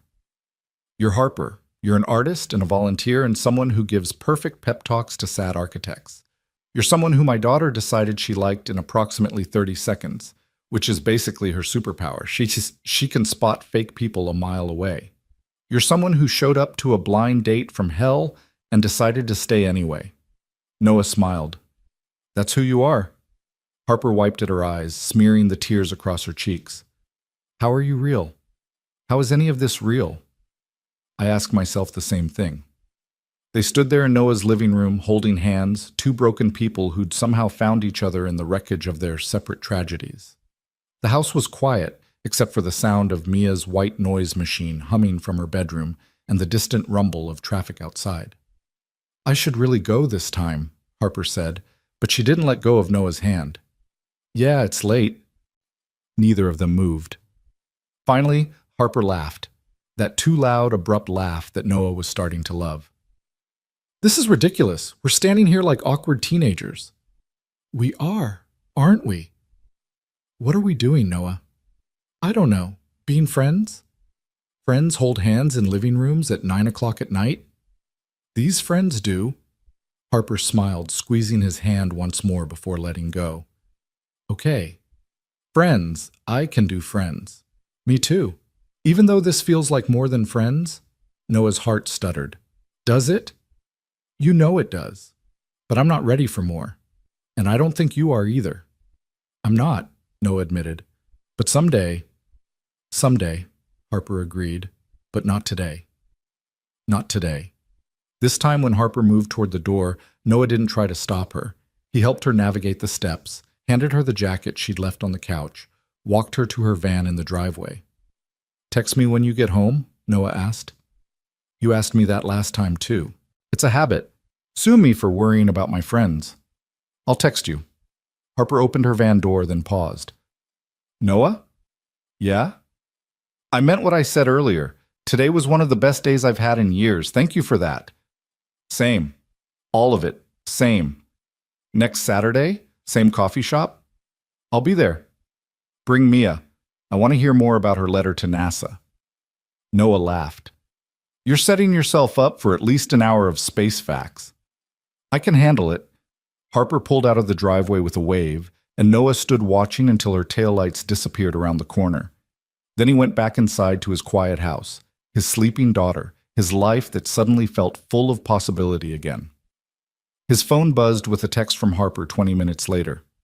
Home safe. Thanks again for everything. Sweet dreams.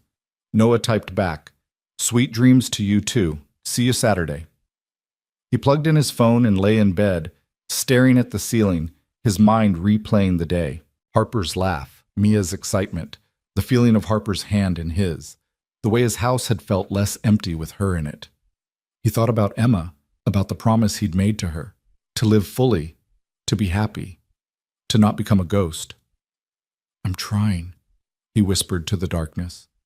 I'm really trying. And for the first time in 3 years, he believed he might actually succeed. That night, Noah dreamed of stars and art classes, and a woman with dark hair who laughed too loud and made his daughter smile. He dreamed of possibility, of futures he'd thought were closed to him, of hearts that could break and still find ways to open again. When he woke the next morning to Mia jumping on his bed demanding pancakes, Noah felt something he hadn't felt in a long time. He felt ready. Not for everything, not all at once, but for the next step, for whatever came next. And that was enough. The weeks that followed felt like watching a photograph develop slowly in a dark room, details emerging gradually from what had seemed like blank space. Noah and Harper fell into a rhythm, coffee every Saturday morning, sometimes with Mia and sometimes without, text messages throughout the week about everything and nothing, occasional dinners at Noah's house where Mia would present increasingly elaborate art projects for Harper's approval. What surprised Noah most wasn't how easily Harper fit into their lives, but how natural it felt. There was no forcing, no awkward adjustment period. She simply became part of the fabric of their days, woven in so seamlessly that Noah sometimes forgot she hadn't always been there. Marcus, of course, was insufferable about the whole thing. So you're telling me you see her every week, you text her daily, she's met your kid, and you're still claiming this isn't dating, Marcus said over their weekly lunch, 3 weeks after that first coffee date. It's not dating because neither of us wants it to be dating, Noah said patiently. We're friends. Friends who stare at each other like lovesick puppies. I don't stare. You absolutely stare. I saw you two at the coffee shop last weekend. You looked at her like she hung the moon. I was listening. She's hard of hearing. I have to face her when we talk. Keep telling yourself that, buddy. But Marcus's teasing aside, there was truth in what he said that Noah was trying very hard not to acknowledge. Because the more time he spent with Harper, the harder it became to maintain the fiction that this was just friendship. It was the little things that got to him. The way Harper always remembered to bring an extra coffee for him when they met, exactly how he liked it. The way she'd started learning more sign language so she could communicate with Mia better. The way she laughed at his terrible jokes, the sound too loud and uninhibited, not caring who looked. The way she'd text him pictures of things she found beautiful. A flower growing through a crack in the sidewalk, an interesting cloud formation, graffiti that said something profound. And it was the big things, too. The way she talked about her dreams with such fierce determination, refusing to let her disability define her limitations. The way she was patient with Mia's endless questions about wheelchairs and hearing aids, turning each one into a teaching moment. The way she understood grief in a way most people couldn't, having carried her own losses close to her heart. Noah found himself thinking about her at odd moments, while designing a building, while making dinner, while lying in bed at night.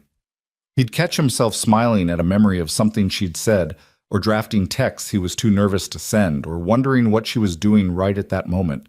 This was dangerous territory, and Noah knew it. He'd promised himself he wasn't ready for this. He'd promised Harper the same thing, but his heart apparently hadn't gotten the memo. Harper, for her part, was fighting the same battle.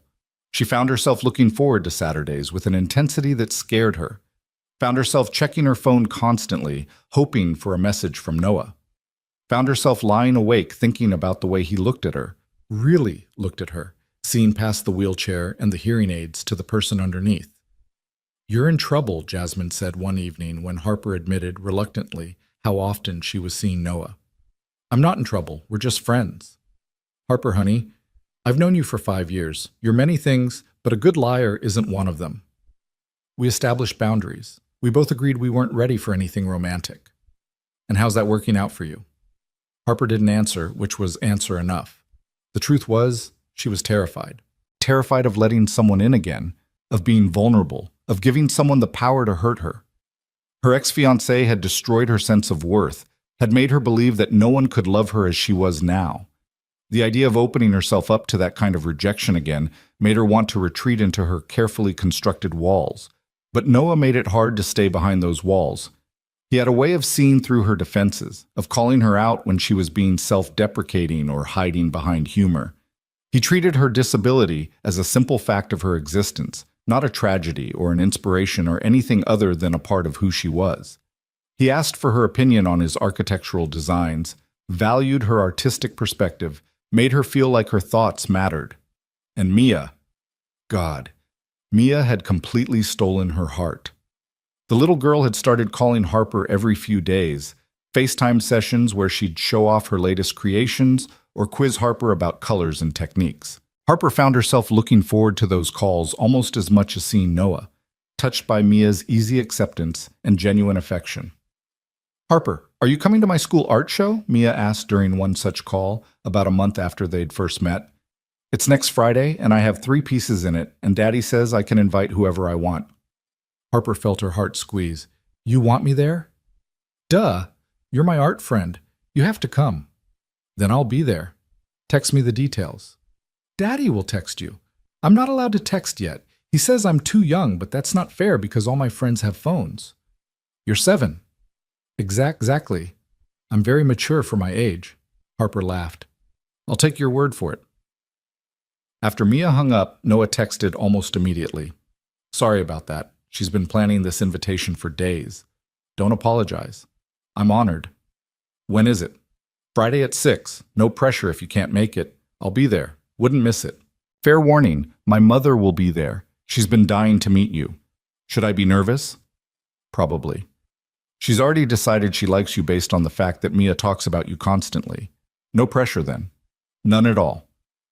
Harper found herself ridiculously nervous about the school art show. She changed outfits 3 times, trying to find something that looked nice but not like she was trying too hard. She practiced what she'd say to Noah's mother, then felt stupid for rehearsing a conversation that hadn't happened yet. "You've got it bad," she told her reflection. "You are in so much trouble." The art show was held in the school gymnasium, which had been transformed with student artwork covering every available wall space. Harper arrived early, nerves making her hands shake slightly as she navigated through the crowd of parents and students. She spotted Noah immediately. He was standing near the back, talking to an older woman who could only be his mother. He saw Harper at the same moment, and his whole face lit up in a way that made her stomach flip. "Harper!" Mia's voice cut through the crowd, and suddenly the little girl was racing toward her, ponytail flying. "You came! Come see my stuff! It's in the back corner with all the other second-grade art." "Mia, let Harper breathe," Noah said, appearing beside his daughter with his mother in tow. "Harper, this is my mom, Anne. Mom, this is Harper." Ann Jensen was a petite woman with silver hair and Noah's same warm eyes. She looked at Harper with open curiosity and something that looked like approval. "It's so lovely to meet you," Ann said clearly, making sure Harper could read her lips. "Mia talks about you constantly. According to her, you're the greatest artist in the world." "Mia might be slightly biased," Harper said, her voice coming out more nervous than she intended. "But it's wonderful to meet you too." Come on, come on," Mia tugged on Harper's hand. "My art is this way." Mia's section featured 3 pieces: a watercolor of what appeared to be a sunset over an alien planet, a collage made from magazine cutouts and glitter, and a self-portrait done in colored pencil that showed surprising skill for a 7-year-old. "These are incredible," Harper said, studying each piece carefully. "The composition on this watercolor is really sophisticated, and your self-portrait. Mia, you've captured something special here. See how you've made your eyes the focal point? That takes real skill." Mia beamed.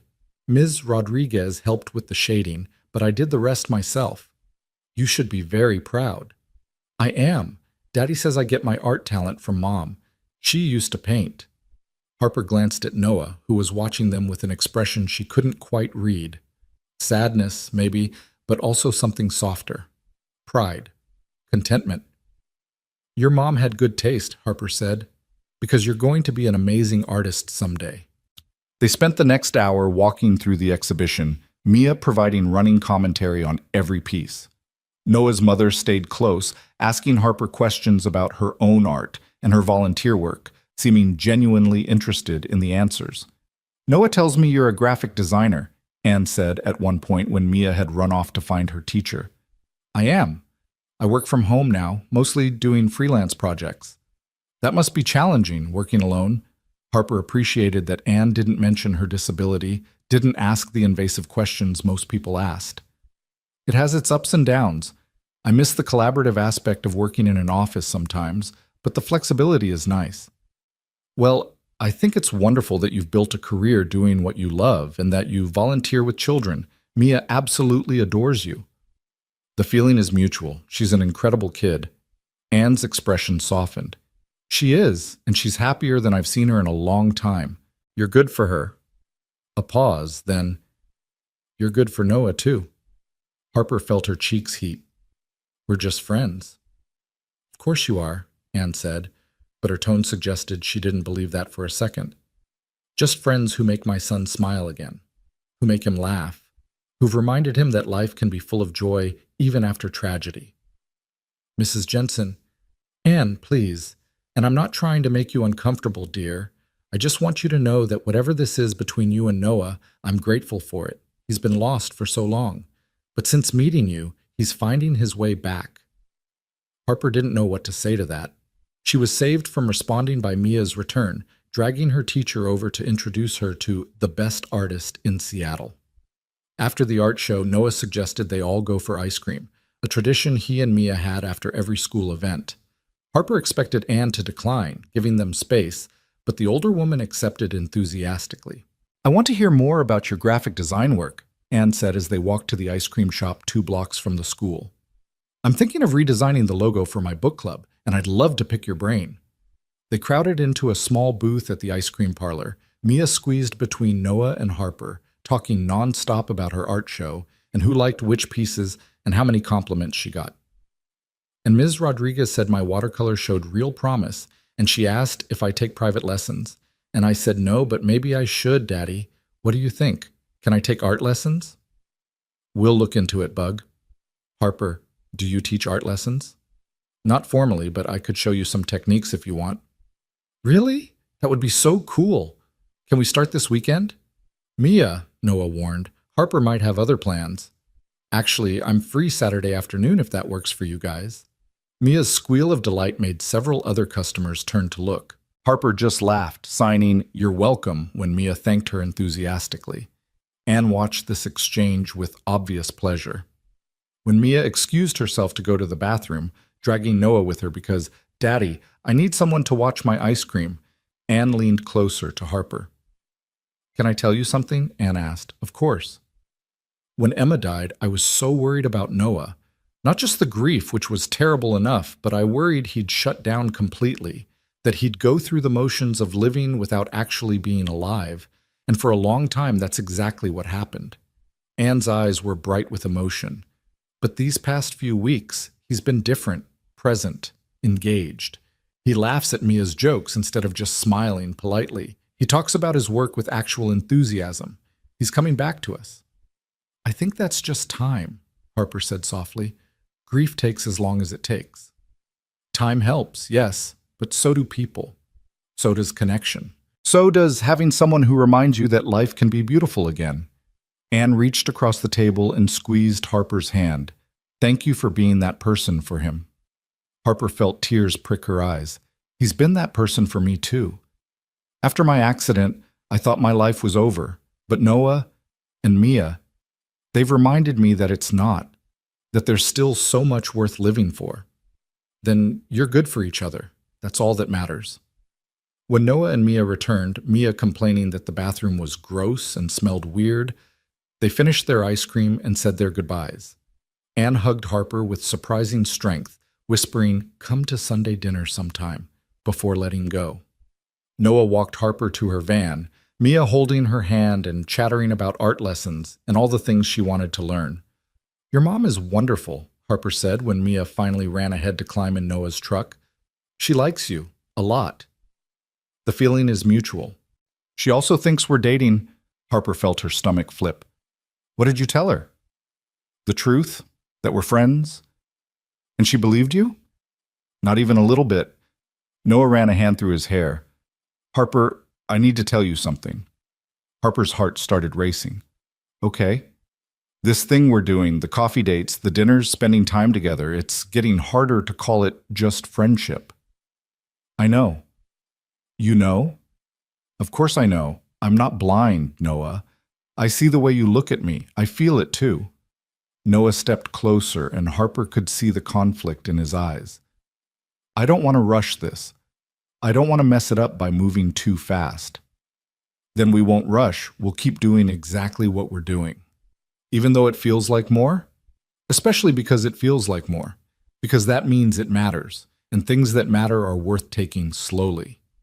Noah smiled, and Harper saw relief flood his features. "How did you get so wise?" "Therapy. Lots and lots of therapy." They stood there in the parking lot, neither quite ready to leave. In Noah's truck, Mia was drawing patterns on the foggy window, giving them privacy. "I'm scared," Noah admitted, "of letting someone in again, of caring about someone and losing them. I'm scared too, of being abandoned again, of someone getting close and then deciding I'm too much work." "You're not too much work." "You don't know that. You haven't seen me on my bad days when the pain is unbearable and I'm depressed and angry at the world. You haven't had to help me with things I can't do myself. You haven't—" "Harper." Noah's voice was gentle but firm. "Everyone has bad days. Everyone needs help sometimes. That doesn't make you too much. It makes you human." "Easy to say now." "Then let me prove it. Let me be there for the bad days as well as the good ones. Let me show you that I'm not going anywhere." Harper wanted to believe him. God, she wanted to believe him so badly. But fear is a powerful thing, and hers had been well earned. "What if we mess this up?" she asked. "What if we try for something more and it ruins everything? I can't lose you and Mia. I can't." "We're not going anywhere either. Even if, and I'm not saying this will happen, but even if we tried dating and it didn't work out, you're still Mia's art friend. You're still part of our lives. That doesn't change." "You can't promise that." "I can promise I'll try. That's all anyone can do." Harper closed her eyes, fighting the urge to either run away or pull Noah closer. "I need time to think about this, to figure out if I'm ready. Take all the time you need. I'm not going anywhere." "What if I'm never ready?" "Then we stay friends, and I'll be grateful for that." Harper opened her eyes and found Noah watching her with such patience and understanding that it made her chest ache. "You're too good to be true, you know that?" "I'm really not. Ask Marcus. He'll give you a comprehensive list of my flaws." "I might take you up on that." "Daddy!" Mia called from the truck. "Can Harper come to Sunday dinner at Grandma's this week?" Noah looked at Harper, questioning. "No pressure. My mom invited you, but you absolutely don't have to. I'd love to, Harper heard herself say. If you're sure. I'm sure.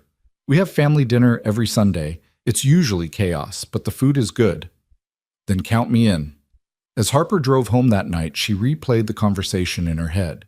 Noah had essentially told her he wanted more than friendship. She'd admitted she felt the same. They decided to take things slowly, which was smart and mature and exactly the right choice. So why did it feel like she was standing on the edge of a cliff, trying to decide whether to jump? Her phone buzzed with a text from Noah. Thank you for coming tonight. Mia hasn't stopped talking about you since you left. It was my pleasure. She's amazing. So are you. Harper stared at those 3 words for a long time. 3 simple words that made her feel seen and valued and terrified all at once. Good night, Noah. Good night, Harper.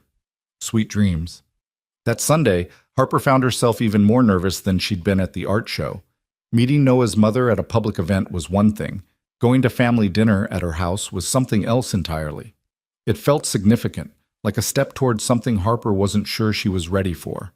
She brought flowers, lilies and roses arranged in a simple bouquet, and immediately worried they were too much or not enough or the wrong kind entirely. Stop overthinking, she told herself as she parked outside the address Noah had given her. It's just dinner with friends. Friends whose son you're falling for, a voice in her head added helpfully.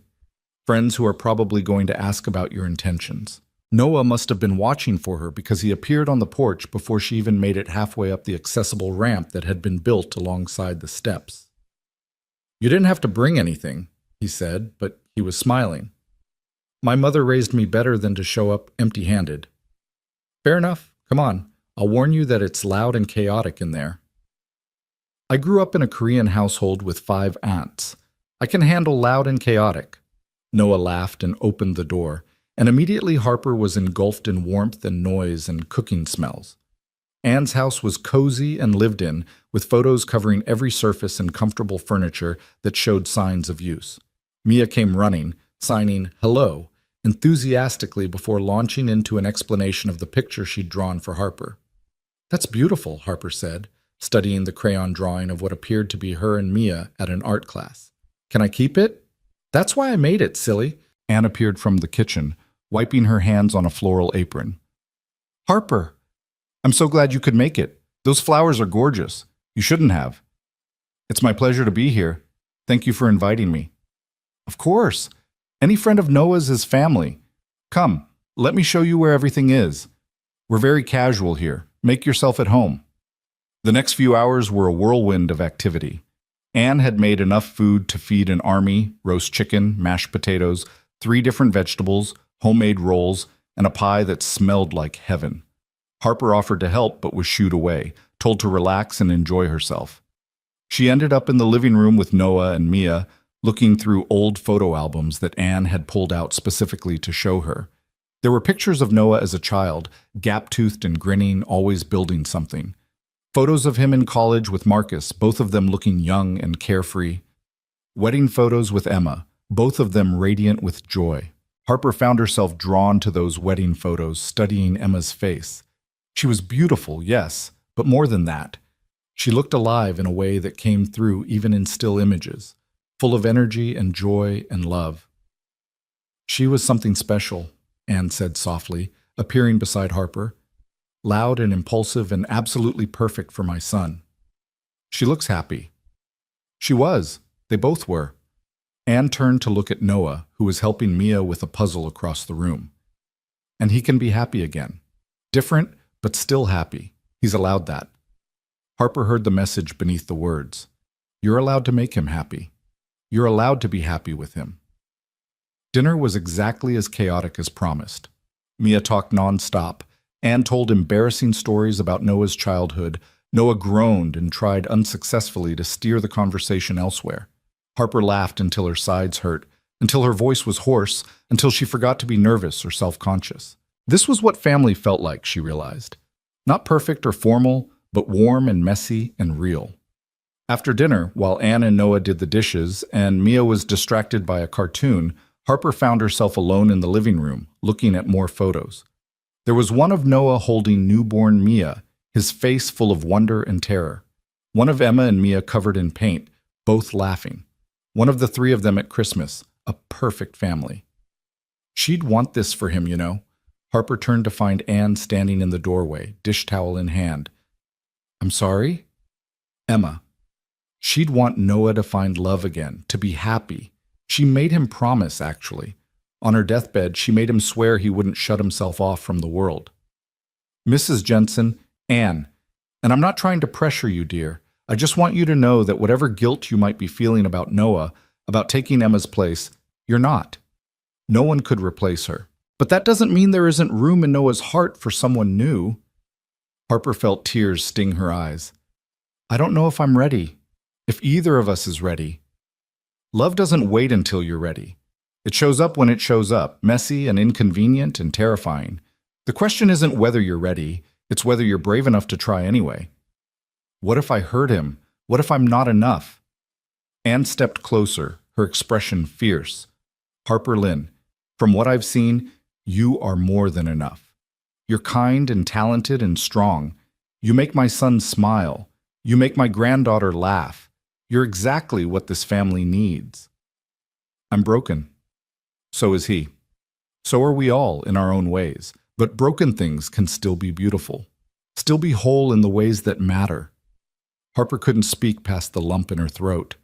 Anne pulled her into a hug, and Harper let herself be held, let herself accept the comfort being offered. Take your time, Anne whispered. But don't let fear make you miss out on something wonderful. Life is too short for that. When Noah drove Harper home that night, Mia had fallen asleep at Anne's house and would stay the night there.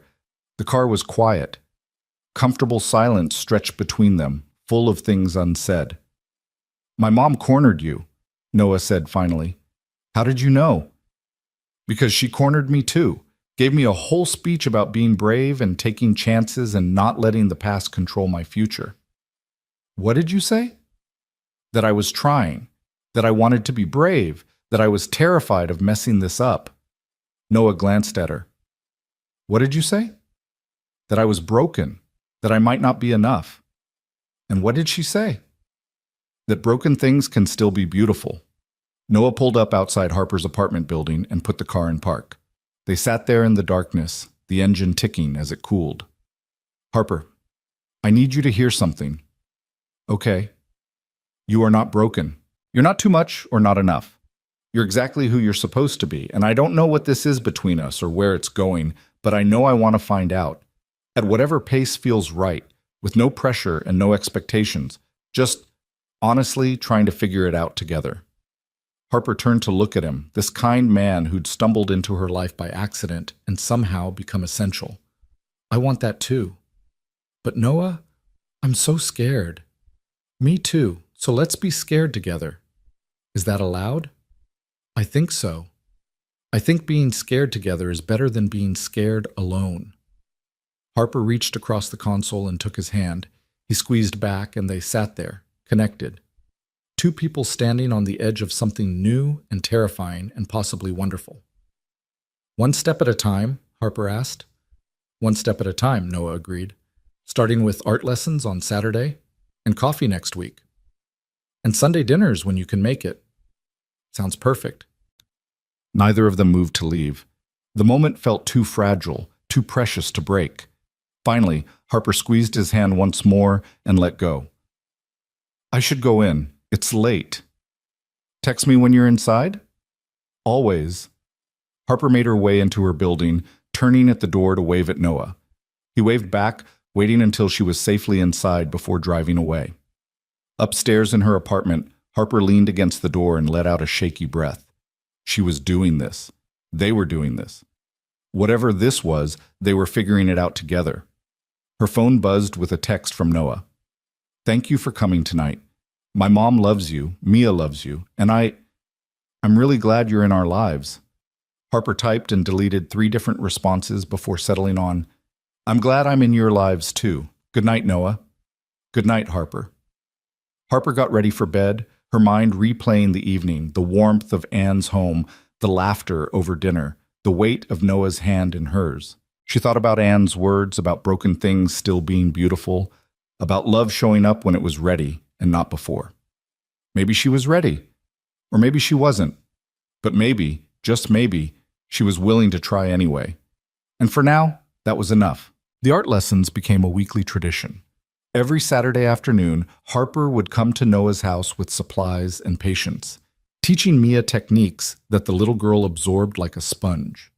But more than that, those afternoons became something none of them had expected. They became a space where all three of them could simply exist together, no pressure or pretense, just the easy comfort of people who belonged in each other's lives. 2 months passed this way, a gentle progression of coffee dates and family dinners and text messages that grew increasingly personal. Noah found himself telling Harper things he'd never told anyone: his fears about failing Mia, his guilt about moving forward, his dreams for projects he wanted to design someday. Harper shared her own vulnerabilities, the nightmares about the accident that still woke her up sometimes, the frustration of dealing with a world not built for her, the loneliness that had defined her life before Noah and Mia. They were falling in love, though neither of them had said the words. It was there in every glance, every touch, every moment they chose to spend together. But fear kept those words locked away, unspoken but deeply felt. Then came the day that changed everything. It started as an ordinary Saturday. Harper arrived at Noah's house with her usual bag of art supplies, ready for Mia's lesson. But when Noah opened the door, his expression was strained, worried. "What's wrong?" Harper asked immediately. "Mia's not feeling well. She woke up with a fever and she's been asking for Emma." Noah's voice cracked. "She does this sometimes when she's sick, regresses a little, asks for her mom. I thought maybe we should cancel today." "Do you want me to go?" Noah hesitated, and Harper could see the internal struggle playing out on his face. This was intimate, vulnerable, the kind of moment you shared with family, not with someone you were just friends with. "No," he said finally.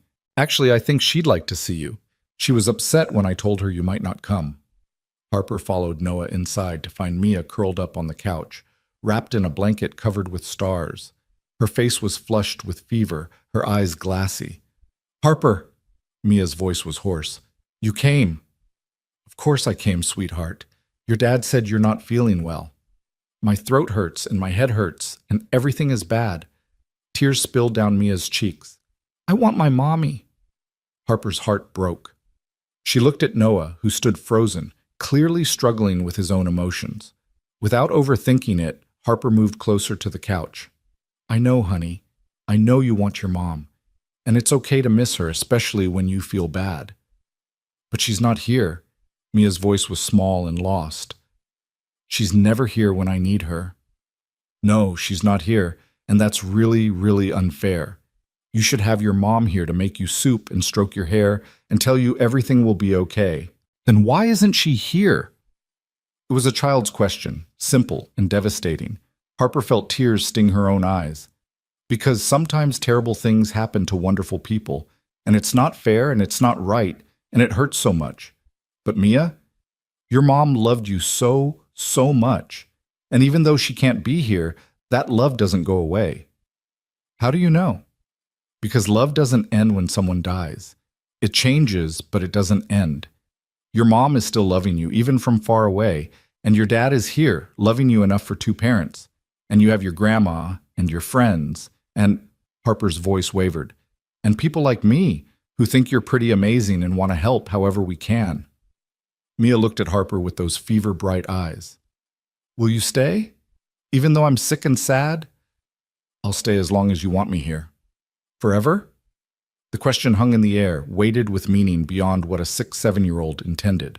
Harper glanced at Noah, who was watching them with an expression of such raw emotion it took her breath away. "Let's start with today," Harper said gently, "and we'll figure out the rest as we go." Mia seemed satisfied with that answer. She patted the couch beside her. "Will you sit with me? We can't do art lessons, but maybe you could just be here?" "I can definitely do that." Harper spent the afternoon on that couch with Mia curled against her side, the little girl drifting in and out of fevered sleep. Noah brought them soup and tea and medicine, checking Mia's temperature every hour, his worry evident in every movement. At one point, while Mia was sleeping, Noah sat down on Mia's other side, and they formed a protective circle around her. "Thank you," Noah whispered. for knowing what to say, for staying. Where else would I be? I don't know.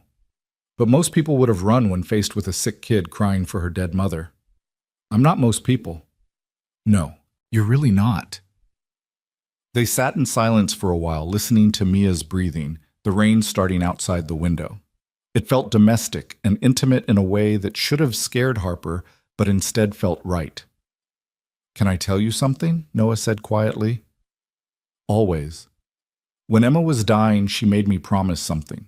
She said, "Don't let grief make you forget how to love. Don't let my death be the reason you stop living." And I tried, Harper. I really tried. But for 3 years, I just went through the motions. I took care of Mia and went to work and pretended I was okay. But I wasn't living. I was just existing. Harper took his hand, threading their fingers together. Then I met you, Noah continued, and suddenly I remembered what it felt like to want to wake up in the morning, to look forward to something, to feel like maybe there was still joy left in the world. He turned to look at her, his eyes bright with unshed tears. You brought me back to life, Harper. You and your terrible jokes and your too loud laugh, and your way of seeing beauty in everything. You reminded me what it felt like to be human again. Harper couldn't speak past the lump in her throat. She wanted to tell him that he'd done the same for her, that he'd shown her that her life wasn't over, that she was still capable of connection and joy and maybe even love. But the words wouldn't come. So instead she squeezed his hand and leaned her head against his shoulder, and they sat like that, two broken people holding each other together while a little girl slept between them, dreaming of mothers and stars and love that never dies. Mia's fever broke that evening, and she woke up more like herself, asking for crackers and juice and declaring that she felt much better, actually, maybe even well enough for ice cream. Nice try, Bug, Noah said, but it's crackers and rest for you. Harper, can you tell Daddy that ice cream is medicinal? I'm not getting in the middle of this. You're supposed to be on my side. I'm on the side of whatever your dad thinks is best. Mia groaned dramatically, but accepted her crackers with grace. Harper stayed for dinner, more soup, simple and warm, and helped Noah coax Mia into eating even though she claimed she wasn't hungry. As the evening wore on and Mia's energy flagged, Noah carried her to bed. Harper started gathering her things, assuming she should leave and give them space for their bedtime routine. Don't go yet, Noah said when he returned. Please, I want to talk to you about something. Harper's heart started racing. Okay. They sat on the couch, the space where Mia had been now empty between them. Noah looked nervous, his hands fidgeting with a throw pillow. Today was hard, he started. Seeing Mia like that, missing Emma. It brought up a lot of stuff I thought I'd worked through. That's understandable. But it also made me realize something. Harper, I've been telling myself that I'm not ready for a relationship, that it's too soon, that I need more time, that I owe it to Emma's memory to stay alone, but that's bullshit. Harper's eyes widened at the vehemence in his voice. Emma didn't want me to be alone. She wanted me to be happy. And I've been using my grief as an excuse to keep you at arm's length, because I'm scared. Noah took a shaky breath. But watching you today with Mia, seeing how naturally you fit into our lives, how much you care about both of us, I realized I'm more scared of losing you than I am of trying. Noah? Wait, let me finish. I know we said we'd take this slow, and we can still do that, but I need you to know where I stand. I'm not looking for just a friend anymore. I haven't been for weeks, if I'm honest. I'm falling in love with you, Harper. Maybe I've already fallen. And I don't want to waste any more time pretending otherwise. Harper felt like all the air had been sucked out of the room. You're falling in love with me? Is that really so surprising? Yes, Noah, Harper gestured at herself, at the wheelchair, the hearing aids. I'm not exactly the easy choice. Love isn't about easy. It's about right. And you feel right, Harper. You feel like someone I could build a life with. You feel like home. Harper felt tears streaming down her face. I'm terrified. Me too. What if I can't be what you need? What if I can't be a good partner or a good mother figure to Mia? What if... Harper. Noah moved closer, taking both her hands. You already are those things. You already show up for us, care for us, make our lives better just by being in them. I'm not asking you to be anyone other than who you are right now. But my disability is part of you. It's not all of you, but it's part of you, and I accept that. Hell, I more than accept it. I admire it. I admire how you've rebuilt your life after your accident, how you refuse to let limitations define you, how you face every day with such courage even when it's hard. I'm not brave. You're the bravest person I know. You showed up to that coffee date even though you were terrified. You let Mia into your heart even though kids can be unpredictable and hurtful. You're here, right now, letting yourself be vulnerable with me, even though your ex taught you that vulnerability leads to abandonment. If that's not brave, I don't know what is. Harper was crying in earnest now, years of fear and pain and loneliness pouring out. I'm so scared of losing you. I'm not going anywhere. You don't know that. What if something happens to me? What if my condition gets worse? What if... Then we deal with it together. Harper, life is uncertain. I learned that the hard way when Emma got sick. We can't control what happens. All we can control is how we choose to face it. And I choose to face it with you. If you'll have me. Harper looked at this man who'd somehow become her whole world in just a few short months.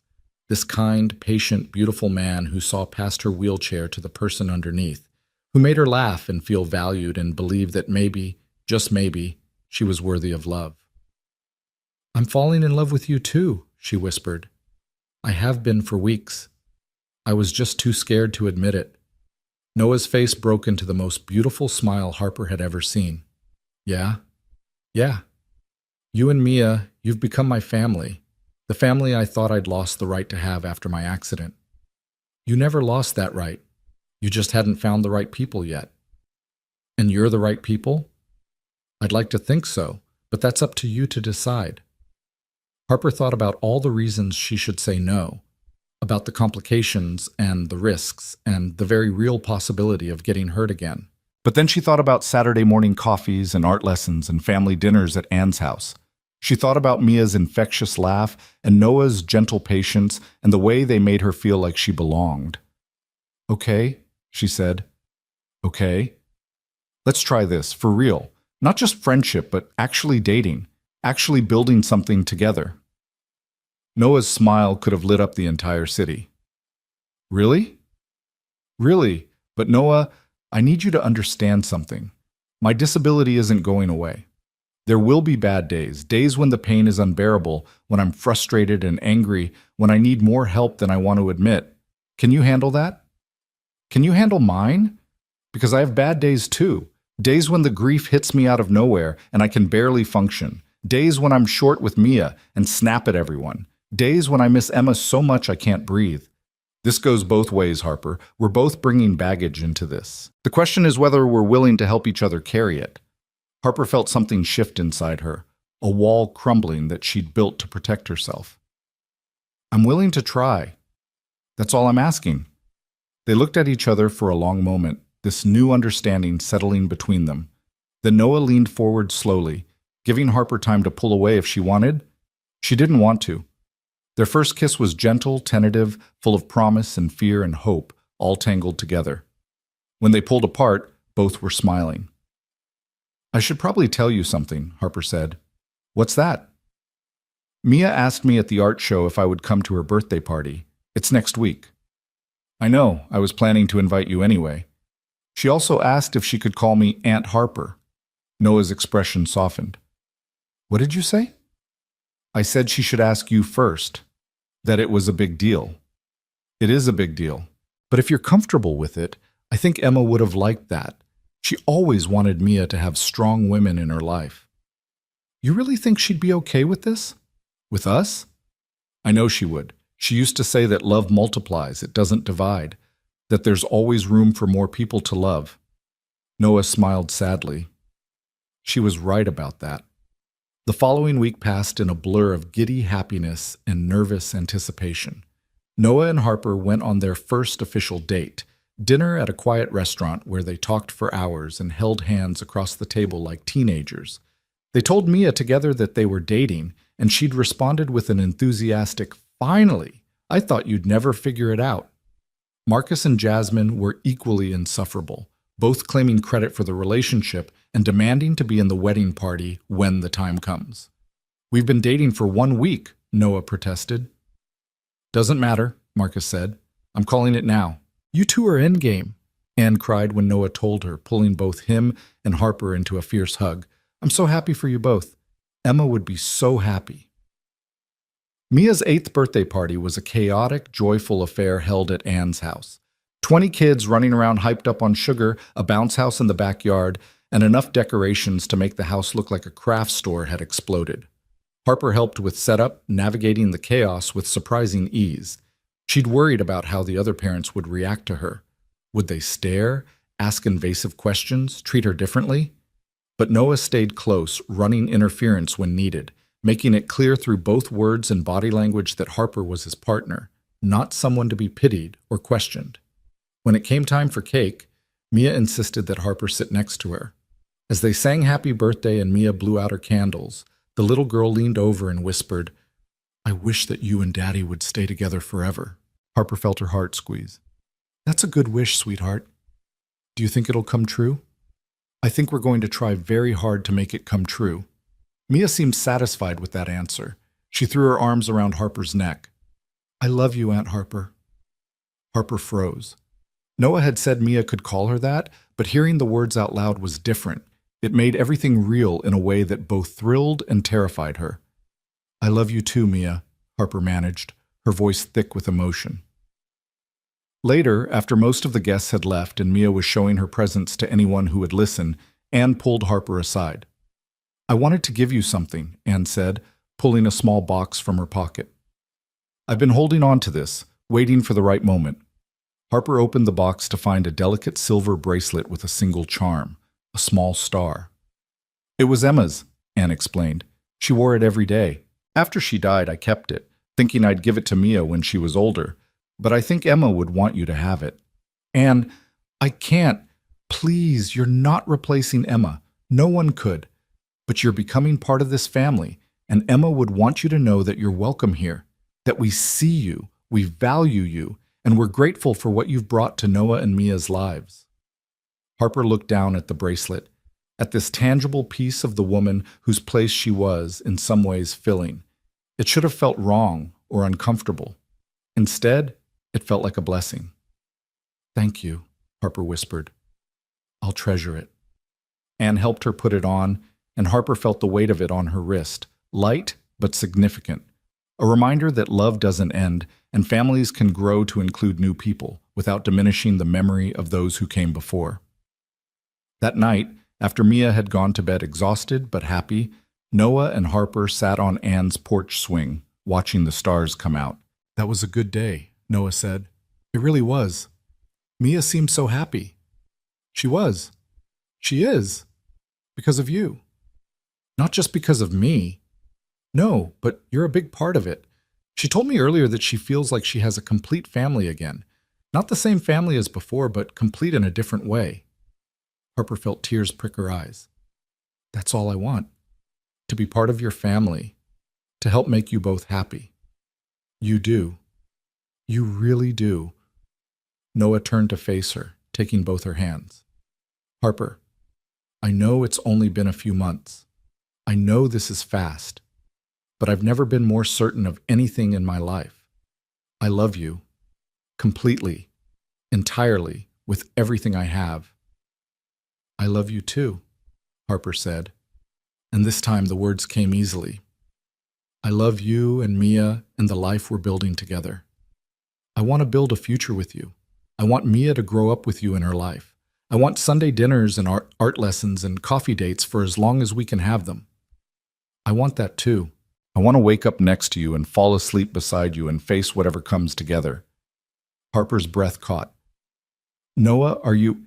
Not yet, not tonight, but someday, when the time is right, I'm going to ask you to marry me.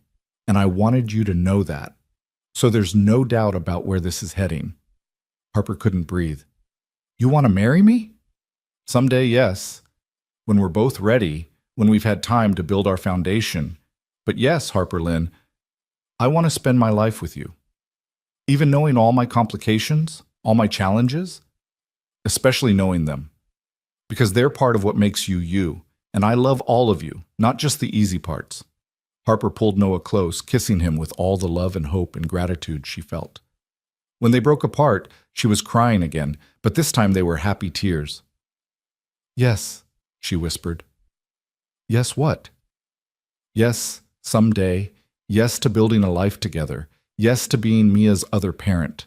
Yes to waking up beside you and facing challenges together and all of it." Noah's smile was radiant. "You're sure?" "I've never been more sure of anything. You and Mia, you're my family now. You're my home." They sat on that porch swing for hours, talking about the future they wanted to build together. They talked about moving in together eventually, maybe buying a house with better accessibility. They talked about Mia's education and Harper's career and how to blend their lives in a way that honored the past while embracing the future. They talked about Emma too, about keeping her memory alive for Mia, about making sure she always knew she had two mothers who loved her, one in heaven and one here on earth. "I'll never try to replace her," Harper said. "I know. And that's one of the reasons I love you. You understand that Emma is part of our story. You don't see her as competition or a ghost to banish. You see her as someone who helped make us who we are. She gave you and Mia so much love. I'm grateful for that. And now you're adding your own love to what she started. That's not replacement, Harper. That's continuation." 9 months after that disastrous blind date that had started with tears and almost ended before it began, Noah took Harper back to Haven Brew Cafe. It was a Saturday morning, warm and clear, with the kind of brilliant sunshine that Seattle saved for special occasions. They sat at the same table where they'd first really talked, where two broken strangers had decided to give each other a chance.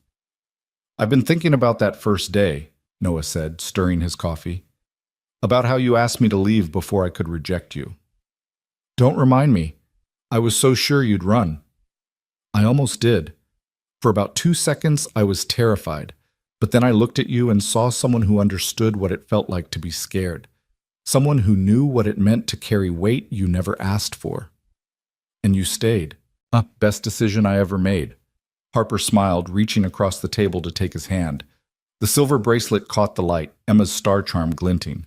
"Mine, too." "Do you remember what I signed to you that day?" "You said, 'I'm staying.' I want to add to that now, if that's okay." Harper's heart started racing. "Okay." Noah stood up, and Harper suddenly realized what was happening. He pulled a small box from his pocket and knelt down beside her wheelchair, right there in the middle of the coffee shop where they'd met.